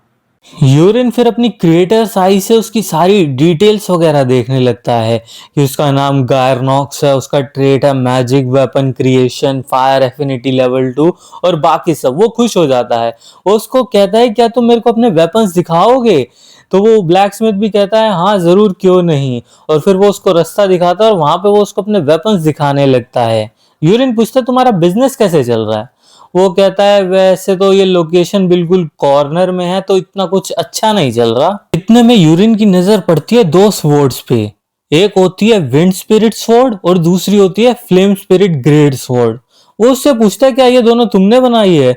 वो कहता है हाँ मैंने बनाई तो है पर ये एक फेलियर निकली है। यूरिन ये सोच के हैरान हो जाता है फेलियर ऐसी स्वॉर्ड्स? तो वो कहता है इन स्वॉर्ड्स को कि कोई भी कितना ताकतवर हो उठाने की कोशिश करे पर फिर भी वो उनसे उठती नहीं है, तो इसलिए कोई इन्हें खरीदना नहीं चाहता। तो यूरिन सोचता है ये इसलिए हो रहा है क्योंकि वो अनक्वालिफाइड पीपल है, उनमें क्षमता नहीं है, और अगर किसी क्वालिफाइड ने इसको उठाया तब ये स्वॉर्ड उनको अपनी असली ताकत दिखाएगी। तो वो कहता है मैं ये दोनों स्वॉर्ड खरीदना चाहता हूँ। वो कहता है क्या, पर ये तो फेलियर्स हैं। पर यूरिन तो सोच रहा होता है एक मैं एरिन को दूंगा और दूसरी मैं क्रेड को दूंगा। और फिर वो उससे पूछता है कि तुम्हारे पास ऐसे भी कोई वेपन्स है क्या जिन पे जंग वंग लग गया है। वो कहता है क्या। फिर वो उसे एक वेपन का बॉक्स ला के दिखाता है जिसमें पुराने से वेपन्स पड़े होते हैं। तो यूरिन की नजर ना एक स्पेसिफिक वेपन पे पड़ती है। वो उसे उठाने को जाता है तो ब्लैक स्मिथ उसे क्या पड़ता है कि ये वेपन यहाँ वेयर हाउस में पहले से ही पड़ा था, इसे मैंने नहीं बनाया। तो यूरिन उस नाइफ को अच्छे से देख रहा होता है और वो कहता है कि मैं इसे भी खरीदूंगा। तो वो ब्लैक स्मिथ कह पड़ता है कि मैं वो 2 स्वॉर्ड और ये फेलियर वगैरह है तो ये मैं आपको ऐसे ही सिर्फ 2 गोल्ड में दे दूंगा। यूरिन बोलते यार आज तो मेरा लकी डे है, बिल्कुल ही 200 रुपए की गोल्ड की चीज मेरे को 2 रुपए में मिल रही है। पर इससे ज्यादा ये ब्लैक स्मिथ अपीलिंग है। तो वो उससे कहता है वैसे तुम्हारा बिजनेस अच्छा नहीं चल रहा, तो अगर तुम्हें कोई क्राफ्ट्समैन के तौर पे हायर करे तो तुम्हारा क्या ख्याल है। वो रिप्लाई में कहता है ये काफी सडन है। तो यूरिन कहता है कि पहले मैं खुद को इंट्रोड्यूस कर दूं, मैं हूं इनविंसिबल स्पेयर जो कि साउथ में प्रोटेक्ट करता है, urine rocks of the rocks family. ये सुनते ही वो ब्लैक स्मिथ बिल्कुल जमीन पे लेट जाता है और बोलता है कि आप मार्किस फैमिली से मुझे माफ कर दो लॉर्ड रॉक्स कि आप इतनी हम्बल प्लेस पे आए। तो यूरिन कहता है नहीं नहीं उठो उठो यार ऐसे बर्ताव मत करो। वो कहता है नहीं लॉर्ड मेरे को ऐसे ही बोलने दे। वो ब्लैक स्मिथ फिर पूछता है कि आप मुझ जैसे इनएक्सपीरियंस ब्लैक स्मिथ को क्यों हायर करना चाहते हो। तो वो बताता है कि तुम्हारे पास एक स्पेशल टैलेंट है। वो पूछता है क्या, आप मेरा मजाक तो नहीं उड़ा रहे हैं। मेरे को तो मेरे हमेशा मास्टर स्कोल्ड ही करते थे, डांटते ही रहते थे। तो वो कहता है मैं यहाँ हर स्मिथी पे घुमा हूं पर तुम्हारे में कुछ स्पेशल है। तुम स्वॉर्ड्स को बिल्कुल अच्छे तरीके से मेंटेन करते हो, उनकी नॉट्स वगैरह जो है वो बढ़िया से मेंटेन कर रखा है तुमने। तो इसी वजह से मैं तुम्हें अपने अंडर लाना चाह रहा हूँ और तुम एक लेट ब्लूम टैलेंट हो जो कि देरी से ब्लूम करेगा पर ब्लूम जरूर करेगा। तो ब्लैक स्मिथ कहता है मैं चलो आपके साथ जरूर चलूंगा और आप रूमर से काफी ज्यादा डिफरेंट हो। वो कहता है अच्छा वो स्काउंड्रल वाले रूमर्स, चलो छोड़ो उस बात को, मैं तुम्हें कुछ इंटरेस्टिंग दिखाता हूँ। फिर यूरेन अपने हाथ में वो नाइफ लेता है और उससे अपना ब्लड दे देता है उस नाइफ को जरा सा कट लगा के और बोलता है अवेकन मिस्टिकल आर्टिफैक्ट एग्नस। और वो नाइफ हवा में उड़ने लगता है, उससे एक रोशनी सी आने लगती है और एक आवाज आती है क्या आप साइन कॉन्ट्रैक्ट करना चाहोगे। तो वो कहता है हाँ जरूर। और इतने में वो नाइफ बिल्कुल एक अजीब सी मतलब आवाज आने लगती है और वहां से आवाज आती है कैसे तुम जैसा एक टैलेंटलेस लड़का कैसे मेरे से कॉन्ट्रैक्ट कर सकता है। यूरिन सोचता है क्या ये कैसे बोल रहा है, ये कुछ ज्यादा ही नहीं बकचोदी कर रहा मेरे से। तो वो नाइफ में से जो वॉइस आती है वो और कहती है ये अनोइंग बात है यार, तुम्हारे जैसा नोबडी मेरे से साथ कॉन्ट्रैक्ट करना चाहता है, चलो कोई नहीं। फिर वो उससे पूछता है कि तुम्हें कैसे पता चला कि मैं एक ईगो वेपन हूँ। तो वो बताता है कि मैं एक ग्रेट प्रॉफिट से मिला था, उसने मेरे को बताया। नाइफ में से जो आवाज आती है वो थोड़ी कंफ्यूज लगती है कि ग्रेट प्रॉफिट तुम्हारे जैसे ट्रैश से क्यों मिलेगा, क्या तुम्हारी कुछ अननोन एबिलिटीज है क्या, वो सोचता है। फिर वो वॉइस हंसने लगती है तुम जानते ही होगे बिना माना के तो तुम मेरे को यूज कर ही नहीं सकते, तो तुम्हें गिव अप कर देना चाहिए। तो वो कहता है यूरिन की तुम कुछ ज्यादा ही बकचोदी कर रहे हो, चलो इधर से आओ। और वो अपनी रिंग में उसे संभाल लेता है और वो एनर्जी बोलती है कि ये क्या वार्म एनर्जी है, मैं बिल्कुल पिघल रहा हूँ। तो यूरिन सोचता है कि मार्शल आर्ट भी वर्क करता है माना की जगह। और फिर वो गिरनॉक्स को कहता है कि तुम्हें कितना टाइम लगेगा इस प्लेस को ऑर्गेनाइज करने में। वो कहता है 2 दिन काफी होंगे माय लॉर्ड। तो वो यूरिन कहता है कि चलो 2 दिन बाद तुमसे मिलते हैं कैसल सेंट्रल पार्क में। यूरिन ऐसे ही सिटी की वॉक वगैरह ले रहा होता है कि इतने में उसको आवाज आती है कि तुम यहाँ क्या कर रहे हो। ये होती है इलिया। यूरिन सोचता है ये यहाँ पे क्या कर रही है, ये सेंट्रल पार्क की सिचुएशन यार ये तो कुछ जानी पहचानी सी लग रही है। तो वो पूछती है यूरिन हे कैसे हो तुम। तो उसको याद आता है ये वही टाइम है जब प्रोटैगनिस्ट इलिया से पहली बार मिला था। तो इलिया पूछते मैं तुमसे कुछ पूछ रही हूँ। वो कहता है सॉरी सॉरी मैं थोड़ा सा अपनी थॉट्स में बिजी हो गया। तो वो बताता है मैं यहाँ पे एक ब्लैक स्मिथ को ढूंढने आया था। इलिया पूछती है ब्लैक स्मिथ, पर रॉक्स फैमिली के पास तो पहले ही बहुत सारे ब्लैक स्मिथ हैं। तो वो कहता है मैं अपने पर्सनल यूज के लिए एक ब्लैक स्मिथ की तलाश में आया था। इलिया कहती है अगर तुमने मेरे को एडवांस में बताया होता तो मैं तुम्हारी मदद करती। वो कहता है ठीक है, मैंने एक बढ़िया बंदे को ढूंढ भी लिया है। और पीछे से वो आते हुए दिखता है, वो देखो वो आ भी गया। तो वो आता है, बोलता है यंग मास्टर मैं आ गया, मैंने ज्यादा इंतजार तो नहीं कराया आपको। तो वो कहता है कि नहीं नहीं, मिलो मेरे से, ये है मेरी फियांसे। इतने में एक कैप्टन आ जाता है नाइट ऑर्डर का, और वो इलिया से कहता है मैडम हम यहाँ से जल्दी निकलने वाले हैं, पर ये पर्सन कौन है। इलिया कहती है मस्क, ये पर्सन है मेरा फियांसे यूरिन रॉक्स। वो थोड़ा सा शॉक हो जाता है, यूरिन रॉक्स। फिर वो खुद को इंट्रोड्यूस करता है कि मैं हूं squad leader of the Marxist family steel hammer night order का मस्क मेलन। वो कहता है तुमसे मिलकर बढ़िया लगा। और ये सोचता है ये तो वही है ना जिसका मुकाबला प्रोटैगनिस्ट से हो जाता है, और प्रोटैगनिस्ट इसे बहुत बुरी तरह पेलता है, और इलिया उन दोनों को छुड़वाती है। इसके बाद प्रोटैगनिस्ट इलिया को एकोमोडेट करता है उस बैटल में जिसमें वो इलिया की जान बचाता है, और दोनों आसपास आ जाते हैं। वो सोचता है अब ये कुछ हेल्प नहीं हो सकता, मैं इलिया को यहाँ मरने नहीं दे सकता। फिर वो इलिया से पूछता है कि तुम कहाँ जा रही हो। इलिया कहती है और रेड हमारे कासल के आसपास काफी ज्यादा बढ़ गई है, तो हमारे नाइट ऑर्डर को उन्हें खत्म करने का ऑर्डर मिला है। तो वो कहता है इलिया मैं तुमसे एक फेवर चाहता हूँ। वो पूछते क्या। तो वो कहता है मैं भी तुम्हारे साथ चलना चाहता हूँ। इलिया कहती है तुम मेरे को फॉलो करना चाहते हो। तो वो कहता है कि मैं भी अपनी ट्रेनिंग करना चाहता हूँ, तो मैं रियल कॉम्बैट का एक्सपीरियंस हासिल करना चाहता हूँ, और साथ साथ मैं तुम्हारी स्किल्स भी देख लूंगा। वो कहती है काफी खतरनाक हो सकता है। वो कहता है कोई बात नहीं, मैं वीक जरूर दिखता हूं, पर मैं कम से कम भाग सकता हूं अपनी जान बचाने के लिए। फिर इलिया अपने उस कैप्टन को बुलाती है और कहती है सर मस्क इन लोगों को एक घोड़ा दीजिए। वो कहता है क्या। वो कहता है कैप्टन हम एक किसी पिकनिक पे नहीं जा रहे, हम बेशक ऑक्स को मारने जा रहे हैं पर अपना गार्ड लेट डाउन नहीं कर सकते, और स्पेशली इनसे, मेरे को तो इनसे कोई माना भी सेंस नहीं हो रहा, हमारे पास इतना टाइम नहीं होगा हम इन्हें प्रोटेक्ट कर सके। वो कहती है ये ऑर्डर है मेरा, तो बिना किसी कंप्लेंट के जल्दी से काम करो। वो थोड़ा सा चिढ़ जाता है और कहता है ठीक है मैडम, मैं आपका काम अभी करता हूँ। फिर वो सब अपने घोड़े पे बैठ जाते हैं। इलिया यूरिन से कहती है कि ये खतरनाक जगह है तो तुम मेरे नजदीक ही रहना। तो वो कहता है ठीक है, और वो ब्लैक स्मिथ को बोलता है कि कस के पकड़ना, और वो फिर घुड़सवारी करने लगते हैं। बोलते हैं हैया चल मेरे घोड़े, टिक टिक टिक। और फिर वो एक लोकेशन पे पहुंच जाते हैं।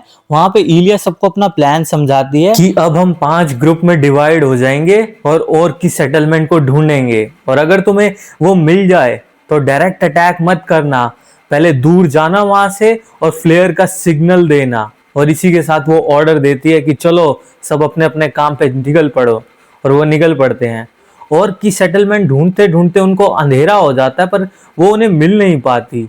तो एक सोल्जर बोल पड़ता है कि मैडम हम लेट हो रहा, हमें वापस चलना चाहिए। तो इलिया भी सोचती है अब कुछ नहीं हो सकता, कल आके वापस से ढूंढेंगे। कि इतने में उन्हें एक फ्लेयर सिग्नल मिलता है, और एक नहीं, अचानक से 2 नहीं 3 नहीं 4 फ्लेयर सिग्नल डायरेक्ट मिलते हैं। इलिया भी थोड़ी कंफ्यूज हो जाती है कि किस डायरेक्शन में जाना चाहिए। फिर वो डिसाइड करती है कि हमारे सबसे नजदीक जो वेस्ट डायरेक्शन है वहां चलते हैं, और वो वहां अपना घोड़ा भगाने लगते हैं। वहां जाके वो देखते हैं तो वो नजारा देख के वो हैरान हो जाते हैं। सब सोल्जर्स की डेड बॉडी पड़ी थी, सब मरे पड़े थे। एक सोल्जर उनका ध्यान एक तरफ ले जाते हुए कहता है देखो मैडम इनके आर्मर भी बिल्कुल मेल्ट हो गए हैं, ऐसा किस चीज से मारा गया होगा उन्हें। तो इलिया सोचती है अब चलो हम साउथ की तरफ चलते हैं, ज्यादा टाइम वेस्ट नहीं करते, और वो वहां पे फटाफट घोड़ा दौड़ाते हैं। पर वहां जाके भी वही सेम सीन था, सब सोल्जर्स मरे हुए थे। वो सोचते हैं कि चलो जल्दी से नेक्स्ट एरिया में जाते हैं, इससे पहले कुछ और अनहोनी हो। तो यूरेन उन्हें रोक देता है कि नहीं, हमें यहाँ से अब मूव नहीं करना चाहिए। इलिया हैरान होकर पूछती है क्यों। यूरेन फिर उसे समझाता है कि सारे ऑर्क्स बिल्कुल जाल बिछा के बैठे हुए हैं, और हमारे सोल्जर्स को वो एक एक करके हंट कर रहे हैं, तो ऐसे हमारे जीतने के कोई भी चांस नहीं है। तो हमें ये ऑपरेशन तुरंत रोक देना चाहिए, और हमें एक फ्लेयर का सिग्नल तुरंत करना चाहिए जिससे हमारे जितने भी बचे हुए सोल्जर्स हैं वो एक जगह यहाँ पे इकट्ठे हो जाएं। एक सोल्जर चिल्ला के बोलता है चुप रहो, तुम्हें क्या पता, तुम क्यों इंटरफेयर कर रहे हो, ये सारी ट्रबल तुम्हारी वजह से ही हो रही है। तो उसको गुस्सा आ जाता है यूरिन को और वो उस पर अपनी एक स्किल यूज करता है और वो सोल्जर बिल्कुल अनकॉन्शियस होकर नीचे घोड़े से गिर जाता है और यूरिन उसे कहता है अपनी जगह पे रहो, समझ गए, अपनी औकात में रह के मेरे से बात करो। वो सोल्जर उससे माफी मांगता है तो यूरिन इलिया से कहता है ध्यान से सोचो और अच्छे से जज करना इस सिचुएशन को। इलिया कुछ देर सोचती है और फिर कहती है हाँ, मैं सिचुएशन को कूलली हैंडल नहीं कर रही थी। और वो अपने एक सोल्जर को आदेश देती है जल्दी से ब्लू फ्लेयर का सिग्नल दो और अपनी सारी फोर्सेस को यहाँ इकट्ठा करो। ब्लैक स्मिथ तारीफ में कहता है यूरिन के, यंग मास्टर कितना अमेजिंग है, सब लोग आपकी बात सुन रहे हैं, अब सारे के सारे सोल्जर्स यहाँ पे इकट्ठा हो जाएंगे जल्दी से। यूरिन कुछ सोचता है और कहता है मुझे नहीं लगता वो वापस यहाँ आ भी पाएंगे। वो ब्लैक स्मिथ कहता है क्या, क्यों? यूरिन ने ही ये स्टोरी लिखी होती है तो उसका उसे ट्विस्ट भी पता होता है, इसलिए वो इतना श्योर था। ब्लैक स्मिथ डरते हुए कहता है तो यंग मास्टर अब हम क्या करें? इतने में एक सोल्जर भागता हुआ घबराता हुआ इलिया के पास आता है और चिल्लाता है कैप्टन कैप्टन, हमें यहाँ से भागना पड़ेगा, वो लोग आ रहे हैं। इलिया हैरानी से कहती है क्यों, क्या हो गया? और फिर वो देखते हैं और की एक विशाल आर्मी उनके आगे खड़ी होती है। उनके नंबर्स को देख के इलिया के सोल्जर्स तक घबरा जाते हैं। वो बोलते हैं यहाँ पे बहुत सारे लोग हैं। इलिया फिर यूरिन को देख के बोलती है कि मुझे माफ कर दो, मेरी वजह से लगता है आज तुम भी यहाँ मारे जाओगे। वो कहता है कोई बात नहीं, हम में से कोई यहाँ नहीं मरेगा। और फिर वो आगे बढ़ता है और वो कहता है एग्नेस चलो तैयार हो जाओ, 2 दिन से हम जो प्रैक्टिस कर रहे थे उसको इस्तेमाल करने का समय आ गया है। और फिर वो कहता है एग्नेस चलो ब्लैक आयरन बुलेट्स अपनी सेकेंडरी बॉडी से तैयार करो। असल में ये एक एक्सप्लोजन की गोली होती है और फिर यूरेन अपनी वो गोली फेंकता है ऑर्क्स की तरफ और वहां पे एक जोरदार धमाका होता है और ऑक्स के वहां पे चीथड़े चीथड़े उड़ जाते हैं बिल्कुल उस धमाके से। यूरिन फिर चिल्लाता है वापस आओ ब्लैक आयरन एक्सप्लोजन, और एग्नेस की बॉडी जो सेकंड फॉर्म होती है उसकी वापस आ जाती है।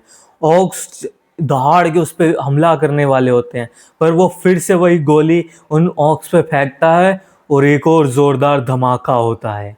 इलिया आके पूछती है तुम ये क्या फेंक रहे हो उन पे? तो वो कहता है इसे कहते हैं ब्लैक आयरन एक्सप्लोजन।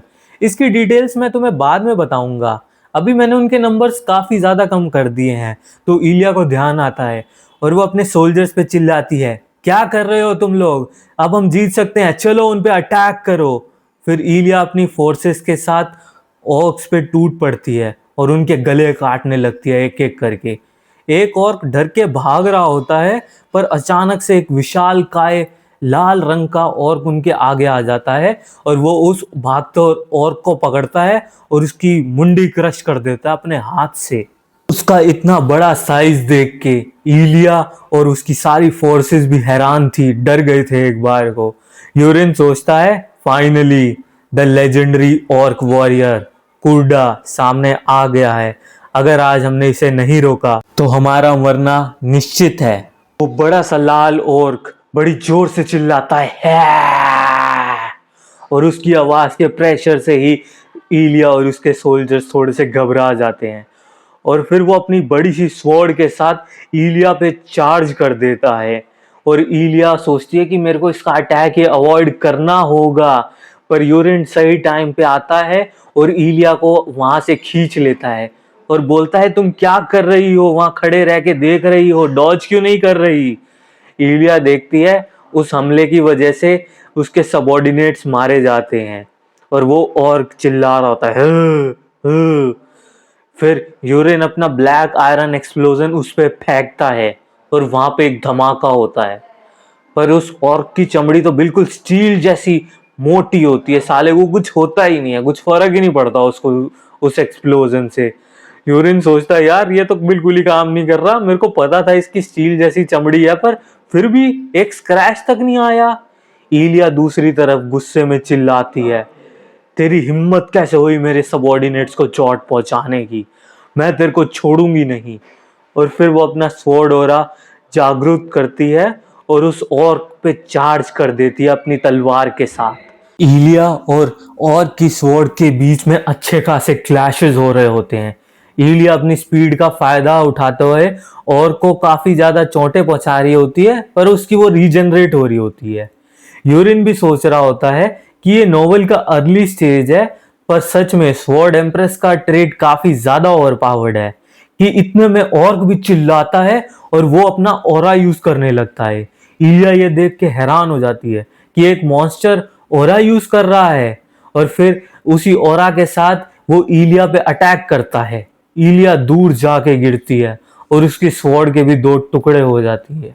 इलिया अपने सबॉर्डिनेट से कहती है, मैं कहना तो नहीं चाहती पर हमें यहाँ से भागना पड़ेगा, ये काफी ज्यादा ताकतवर है।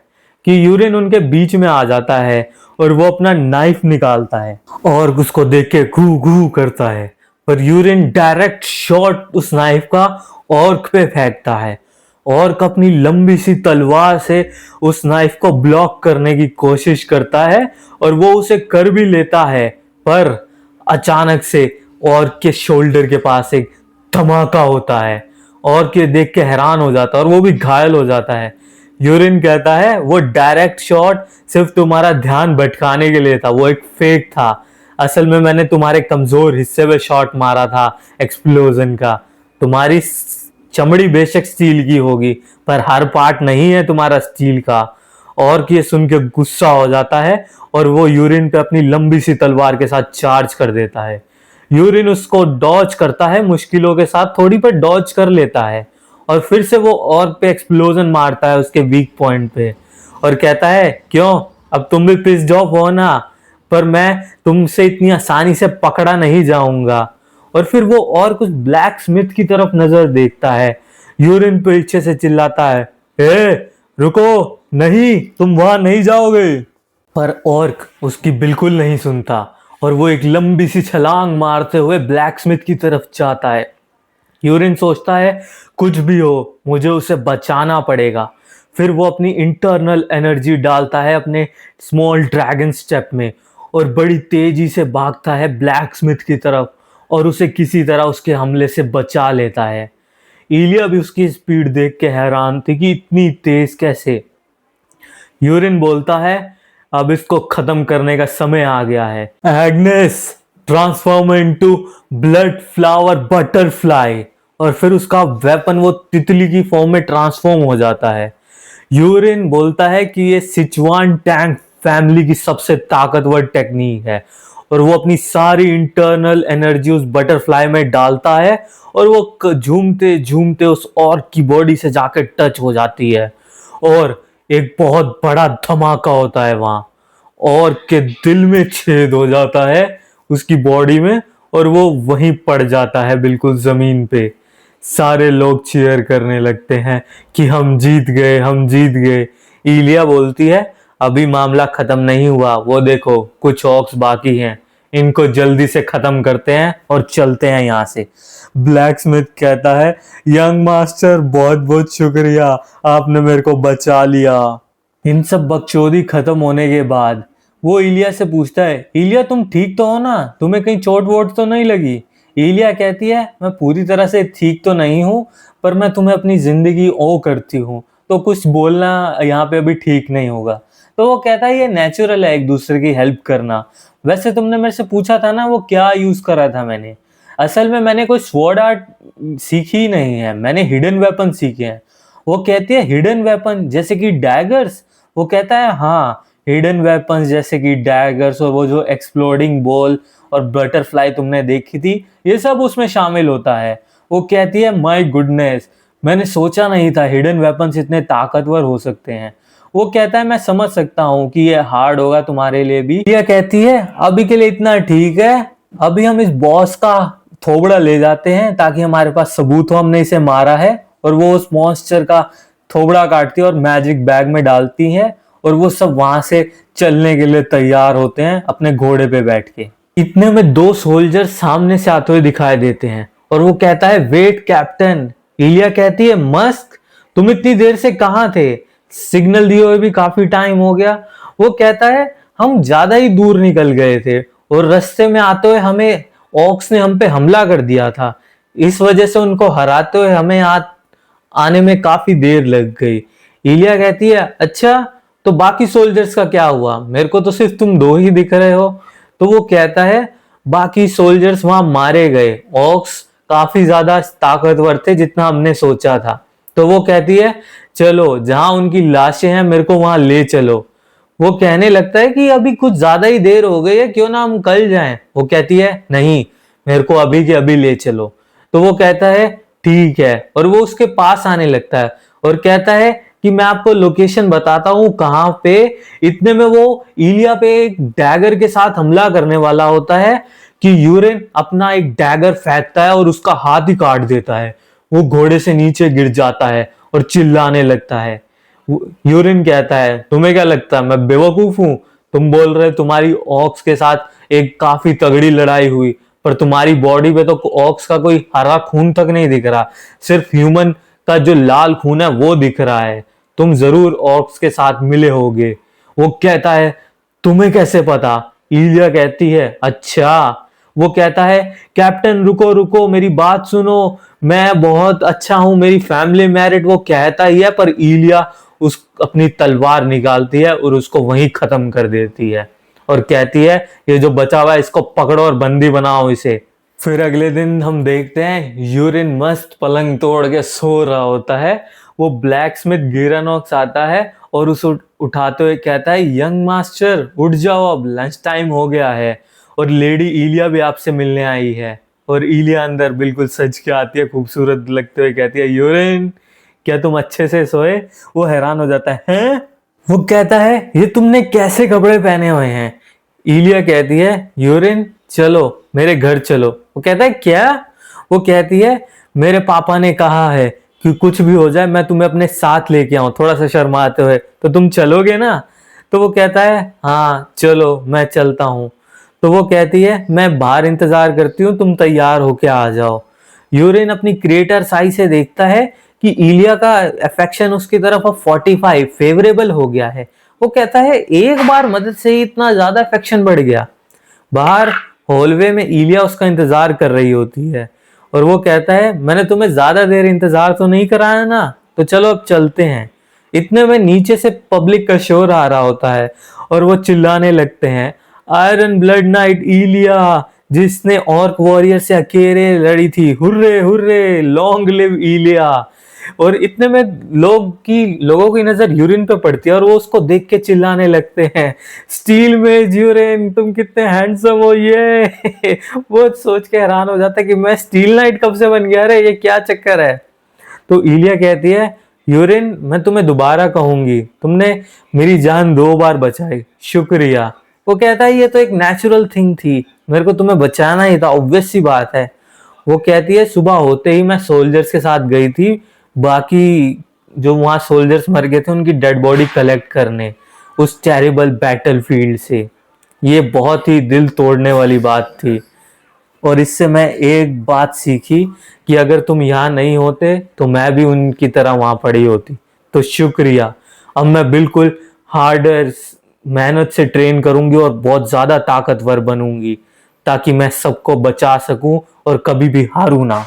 और यही सब बातें करते करते वो मैजिक सर्कल के पास आ जाते हैं जहाँ पे मेजिस खड़े होते हैं और वो उसके बीच आते हैं। तो मेजिस अपना जादू मंत्र पढ़ के उनको डायरेक्ट इलिया की टेरिटरी में ट्रांसपोर्ट कर देते हैं। और इलिया कहती है काफी टाइम हो गया तुम यहाँ आए हुए, तुम्हारा स्वागत है, तो चलो चलते हैं। तैयार होते हुए यूरेन सोच रहा होता है अब मेरे को बढ़िया खाना खाने को मिलेगा। और ये वही सीन है जब प्रोटैगनिस्ट उससे मिला था, पर अब मेरी बारी है और आखिरकार मैं बढ़िया नोबल लाइक खाना खा पाऊंगा, वो बेकार सा सूप नहीं पीना पड़ेगा।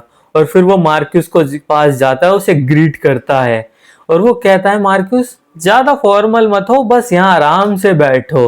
और वैसे मैं तुम्हें शुक्रिया अदा कहना चाहूंगा क्योंकि तुम्हारी फियांसे से पहले ये मेरी डॉटर है, तुमने मेरी बेटी को जान बचाई है इलिया की, उसके लिए शुक्रिया। वो कहता है नहीं नहीं, ये तो एक नेचुरली थिंग थी जो मैंने कही थी। इतने में उसका खाना आ जाता है और वो जैसे ही ओपन होता है उसका मुंह बन जाता है। वो कहते हैं ये है Marcus family style tyrant soup.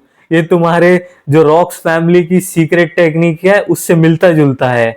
हमारी मार्क्यूस फैमिली का भी यही ट्रेडिशन है, जैसे ही लड़के आओ ये खाना, तो बढ़िया से खाना। वो मुंह बनाते हुए वो खाना खाने लगता है, वो बोलता है ये सूप माई एस हार्ट छी। मार्क्यूस फिर पूछते हैं तो शादी के बारे में तुम्हारा क्या ख्याल है? वो कहता है क्या? तो मार्क्यूस कहते हैं अरे मेरी बेटी इलिया के साथ। तो इलिया थोड़ा सा शर्माते हुए कहती है डैड। वो सोचता है ये कहीं मेरे को टेस्ट तो नहीं कर रहे, और वो क्रिएटर साइज से फिर वो देखता है कि -10 है उसका अफेक्शन, तो थोड़ा सा वीक डिसलाइक है। तो वो कहता है मैं शादी करना चाहता हूं तुरंत। तो इलिया शर्माते हुए कहती है ओ रुको। वो फिर आगे कहता है पर मैं अभी तक अपनी फैमिली का उत्तराधिकारी भी नहीं बना, और वहां से मेरे को कोल्ड चेयर वगैरह मिल रहे हैं, क्योंकि मैं जो पास्ट स्काउंडल वगैरह था थोड़े टाइम पहले, तो सबसे पहले मैं इलिया के लिए एक वर्दी मैन बनना चाहूंगा पहले, और उत्तराधिकारी बनूंगा, उसके बाद मैं इलिया का हाथ लूंगा। इलिया शर्माते हुए कहती है यूरिन। मार्किस पूछते हैं क्या ये पॉसिबल है? मैंने सुना है तुम्हारे भाई जो हैं वो काफी ज्यादा जीनियस हैं। वो कहता है बिल्कुल। मार्क्यूस हंसते हुए कहता है मैंने जैसे सुना था तुम बिल्कुल सही में बदल गए हो, बढ़िया है, मैं तुम्हें पूरा सपोर्ट करूंगा। और हाँ, थोड़ी देर पहले वो विलिंगटन फैमिली से कॉल आया था तुम्हारे लिए। वो कहता है क्या? वो कहते हैं कि तुम्हारी जो खबर है वो रॉक्स फैमिली तक पहुंच गई है, इसलिए लगता है किसी ने कम्युनिकेशन मैजिक से उन तक खबरें पहुंचा दी होगी। तो वो कहता है फादर ने क्या कहा? तो वो कहता है मार्कुस कि उन्होंने कहा कि तुम जल्दी से जल्दी उनको कांटेक्ट करो, तो मैं तुम्हें कम्युनिकेशन रूम तक पहुंचा दूंगा, खाना खाओ आराम से। वो कहता है थैंक यू। इलिया शर्माता है, खाना खा रही होती है दूसरी तरफ। और फिर वो कम्युनिकेशन रूम में आते हैं और वहाँ वो रॉक्स फैमिली के साथ कनेक्ट होते हैं, और वहाँ पे बिल्कुल एक स्क्रीन सी आ जाती है जहाँ से उसका फादर चिल्लाता है यूरिन। वो सोचता है ये तो बिल्कुल एक प्रोजेक्टर लग रहा है वीडियो कॉल का। वो कहता है फादर कैसे हो? वो चिल्लाते हैं यूरिन यू रास्कल। वो कहता है फादर फादर सॉरी सॉरी। फिर वो पूछते हैं तेरे को कहीं चोट वोट तो नहीं लगी, ठीक है ना? वो कहता है हाँ फादर मैं ठीक हूँ, बिल्कुल ठीक हूँ। तो उसके फादर पूछते हैं तू वैसे वापस कब आ रहा है? तो वो कहता है 2 दिन बाद। तो वो कहता है ठीक है, साथ आते आते ना अपने भाइयों को भी साथ ले आइयो। वो कहता है क्या? नेक्स्ट सीन में हम देखते हैं मार्क्यूस यूरिन से कहते हैं तुम इतनी जल्दी जा रहे हो, वो भी कल ही? मेरे को तो लगा था तुम यहाँ कुछ दिन रुकोगे, वैसे भी तुम्हें यहाँ आए हुए काफी वक्त हो गया है। तो वो कहता है मैं आपका इसके लिए शुक्रगुजार हूँ, पर मेरे पापा ने मेरे को ना कुछ जरूरी काम करने के लिए दिया है, तो मेरे को जाना पड़ेगा। तो वो कहते हैं ये सच में यार बड़ा बदनसीबी है हमारी, मैं तुम्हारे लिए रैप मैजिक का बंदोबस्त कर दूंगा जिससे तुम जल्दी पहुंच पाओ। वो कहता है नहीं नहीं, मैं आपके लिए शुक्रगुजार हूँ इस चीज के लिए, पर मुझे इसके लिए मना करना पड़ेगा, क्योंकि मैं एक ऐसी स्टेज पर हूँ जहाँ मुझको अपनी ताकत बढ़ानी है ट्रेनिंग के जरिए, तो मैं ऐसे रैप में से जाऊं तो ये अच्छा नहीं रहेगा। तो मार्क्यूस कहते हैं ओहो, तो तुम सच में काफी बदल गए हो, तुम बिल्कुल एक डिफरेंट पर्सन हो गए हो, मैं देखना चाहूंगा तुम फ्यूचर में कितने ज्यादा ताकतवर बनते हो। तो वो कहता है शुक्रिया मार्क्यूस। इलिया भी उसको देख के खुश हो रही होती है। फिर नेक्स्ट सीन में हम देखते हैं वो दोनों ब्लैक स्मिथ और यूरिन निकल रहे होते हैं, और ब्लैक स्मिथ उसे कहता है कि मास्टर कैपिटल का रास्ता तो इस तरफ से, आप दूसरी डायरेक्शन में कहाँ जा रहे हैं? तो वो कहता है कैपिटल जाने से पहले मेरे को कहीं और रुकना है। वो पहाड़ देख रहे हो ना हमारे सामने? वो कहता है वही वो ड्रैगन लायर? वो बोलता है हाँ मेरे को वहीं जाना है। वो कहता है मास्टर क्या आप भी वहां जाके कोई विश करना चाह रहे हो क्या? बोलता नहीं मैं वहां एक खजाना ढूंढने जा रहा हूँ ही। और फिर वो चलते चलते उस पहाड़ पे आ जाते हैं। पहाड़ पे पहुंच के वो सबसे बच बचा के छुप छुपा के एक अलग से कोने में जाते हैं, और वो ब्लैक स्मिथ को कहता है तुम चुपचाप मेरा पीछा करो। और वहां पे वो जाके यूरिन को वही निशान मिल जाता है जो उसने बनाया होता है, और फिर वो इधर उधर देखता है कि कोई है तो नहीं, और फिर वो उस निशान को पकड़ता है और वहां से वो हैंडल की तरह उसे खींचता है, और वहां एक पहाड़ के बीच में गुफा का दरवाजा सा खुल जाता है। ब्लैक स्मिथ देख के ये हैरान हो जाता है, और वो दोनों अंदर चल पड़ते हैं। अंदर पहुंच के ब्लैक स्मिथ कहता है यार यहाँ तो बहुत सारी रोशनी है, मेरे को लगा यहाँ अंधेरा होगा, और फिर उसकी नजर एक जेमस्टोन पे पड़ती है, वो उसे उठाने जाता है। यूरिन कहता है उसे हाथ मत लगाना, उसको हाथ लगाओगे तो ट्रैप ट्रिगर हो जाएगा। वो कहता है कैसा ट्रैप? वो कहता है कि ऐसा कि हो सकता है कि यहाँ पे एक फायर जल जाए और पूरे की पूरी ये जगह आग से घिर जाए, और यहाँ पे बहुत सारे ट्रैप्स हैं, तो तुम बिल्कुल मेरे पीछे रहना। ब्लैक्समिथ डर के कहता है हाँ हाँ जरूर यंग मास्टर, मैं आपके पीछे ही रहूंगा। फिर वो आगे चलते चलते उनको वो एक अजीब सी कवर सी दिखती है, मतलब वो एक स्टोन सा पड़ा होता है जैसे कि आप फोटो में देख पा रहे हैं। और वो कहता है पर यहाँ ब्लैकस्मिथ की यहाँ तो कुछ नहीं है। वो कहता है तुम्हें क्या पता है इसके पीछे क्या है। और फिर वो नीचे से एक लिवर पुल करता है और वहां से बहुत सारा सोना निकल पड़ता है। यूरिन के लिए सोने से ज्यादा इंपॉर्टेंट ना वहां पे एक पिल थी, और वो थी वॉरियर जेड की एक रीबर्थ पिल। इससे वो जल्दी से जल्दी ताकतवर बन पाएगा। फिर उसे कहता है जल्दी से सोना मैजिक पाउच में डालो और हम यहाँ से चलते हैं। वो ब्लैकस्मिथ पूछता है कहाँ जाना है? वो कहता है मैजिक टावर में, जहां से हम रैप गेट यूज कर सके। इतने में उसकी नजर एक कैरेक्टर पे पड़ती है और वो आइस ऑफ क्रिएटर से देखता है। वो बोलता है ये लड़की, इसको तो बहुत लेटर पार्ट ऑफ नोवेल में आना था, ये अभी क्या कर रही है? वो उसको देख के थोड़ा सा डरा होता है क्योंकि उसका ऑरा काफी ज्यादा ताकतवर होता है। वो कहता है कुछ भी हो मेरे को यहाँ से फटाफट निकलना पड़ेगा, अभी मेरे को इसकी नजरों में नहीं आना।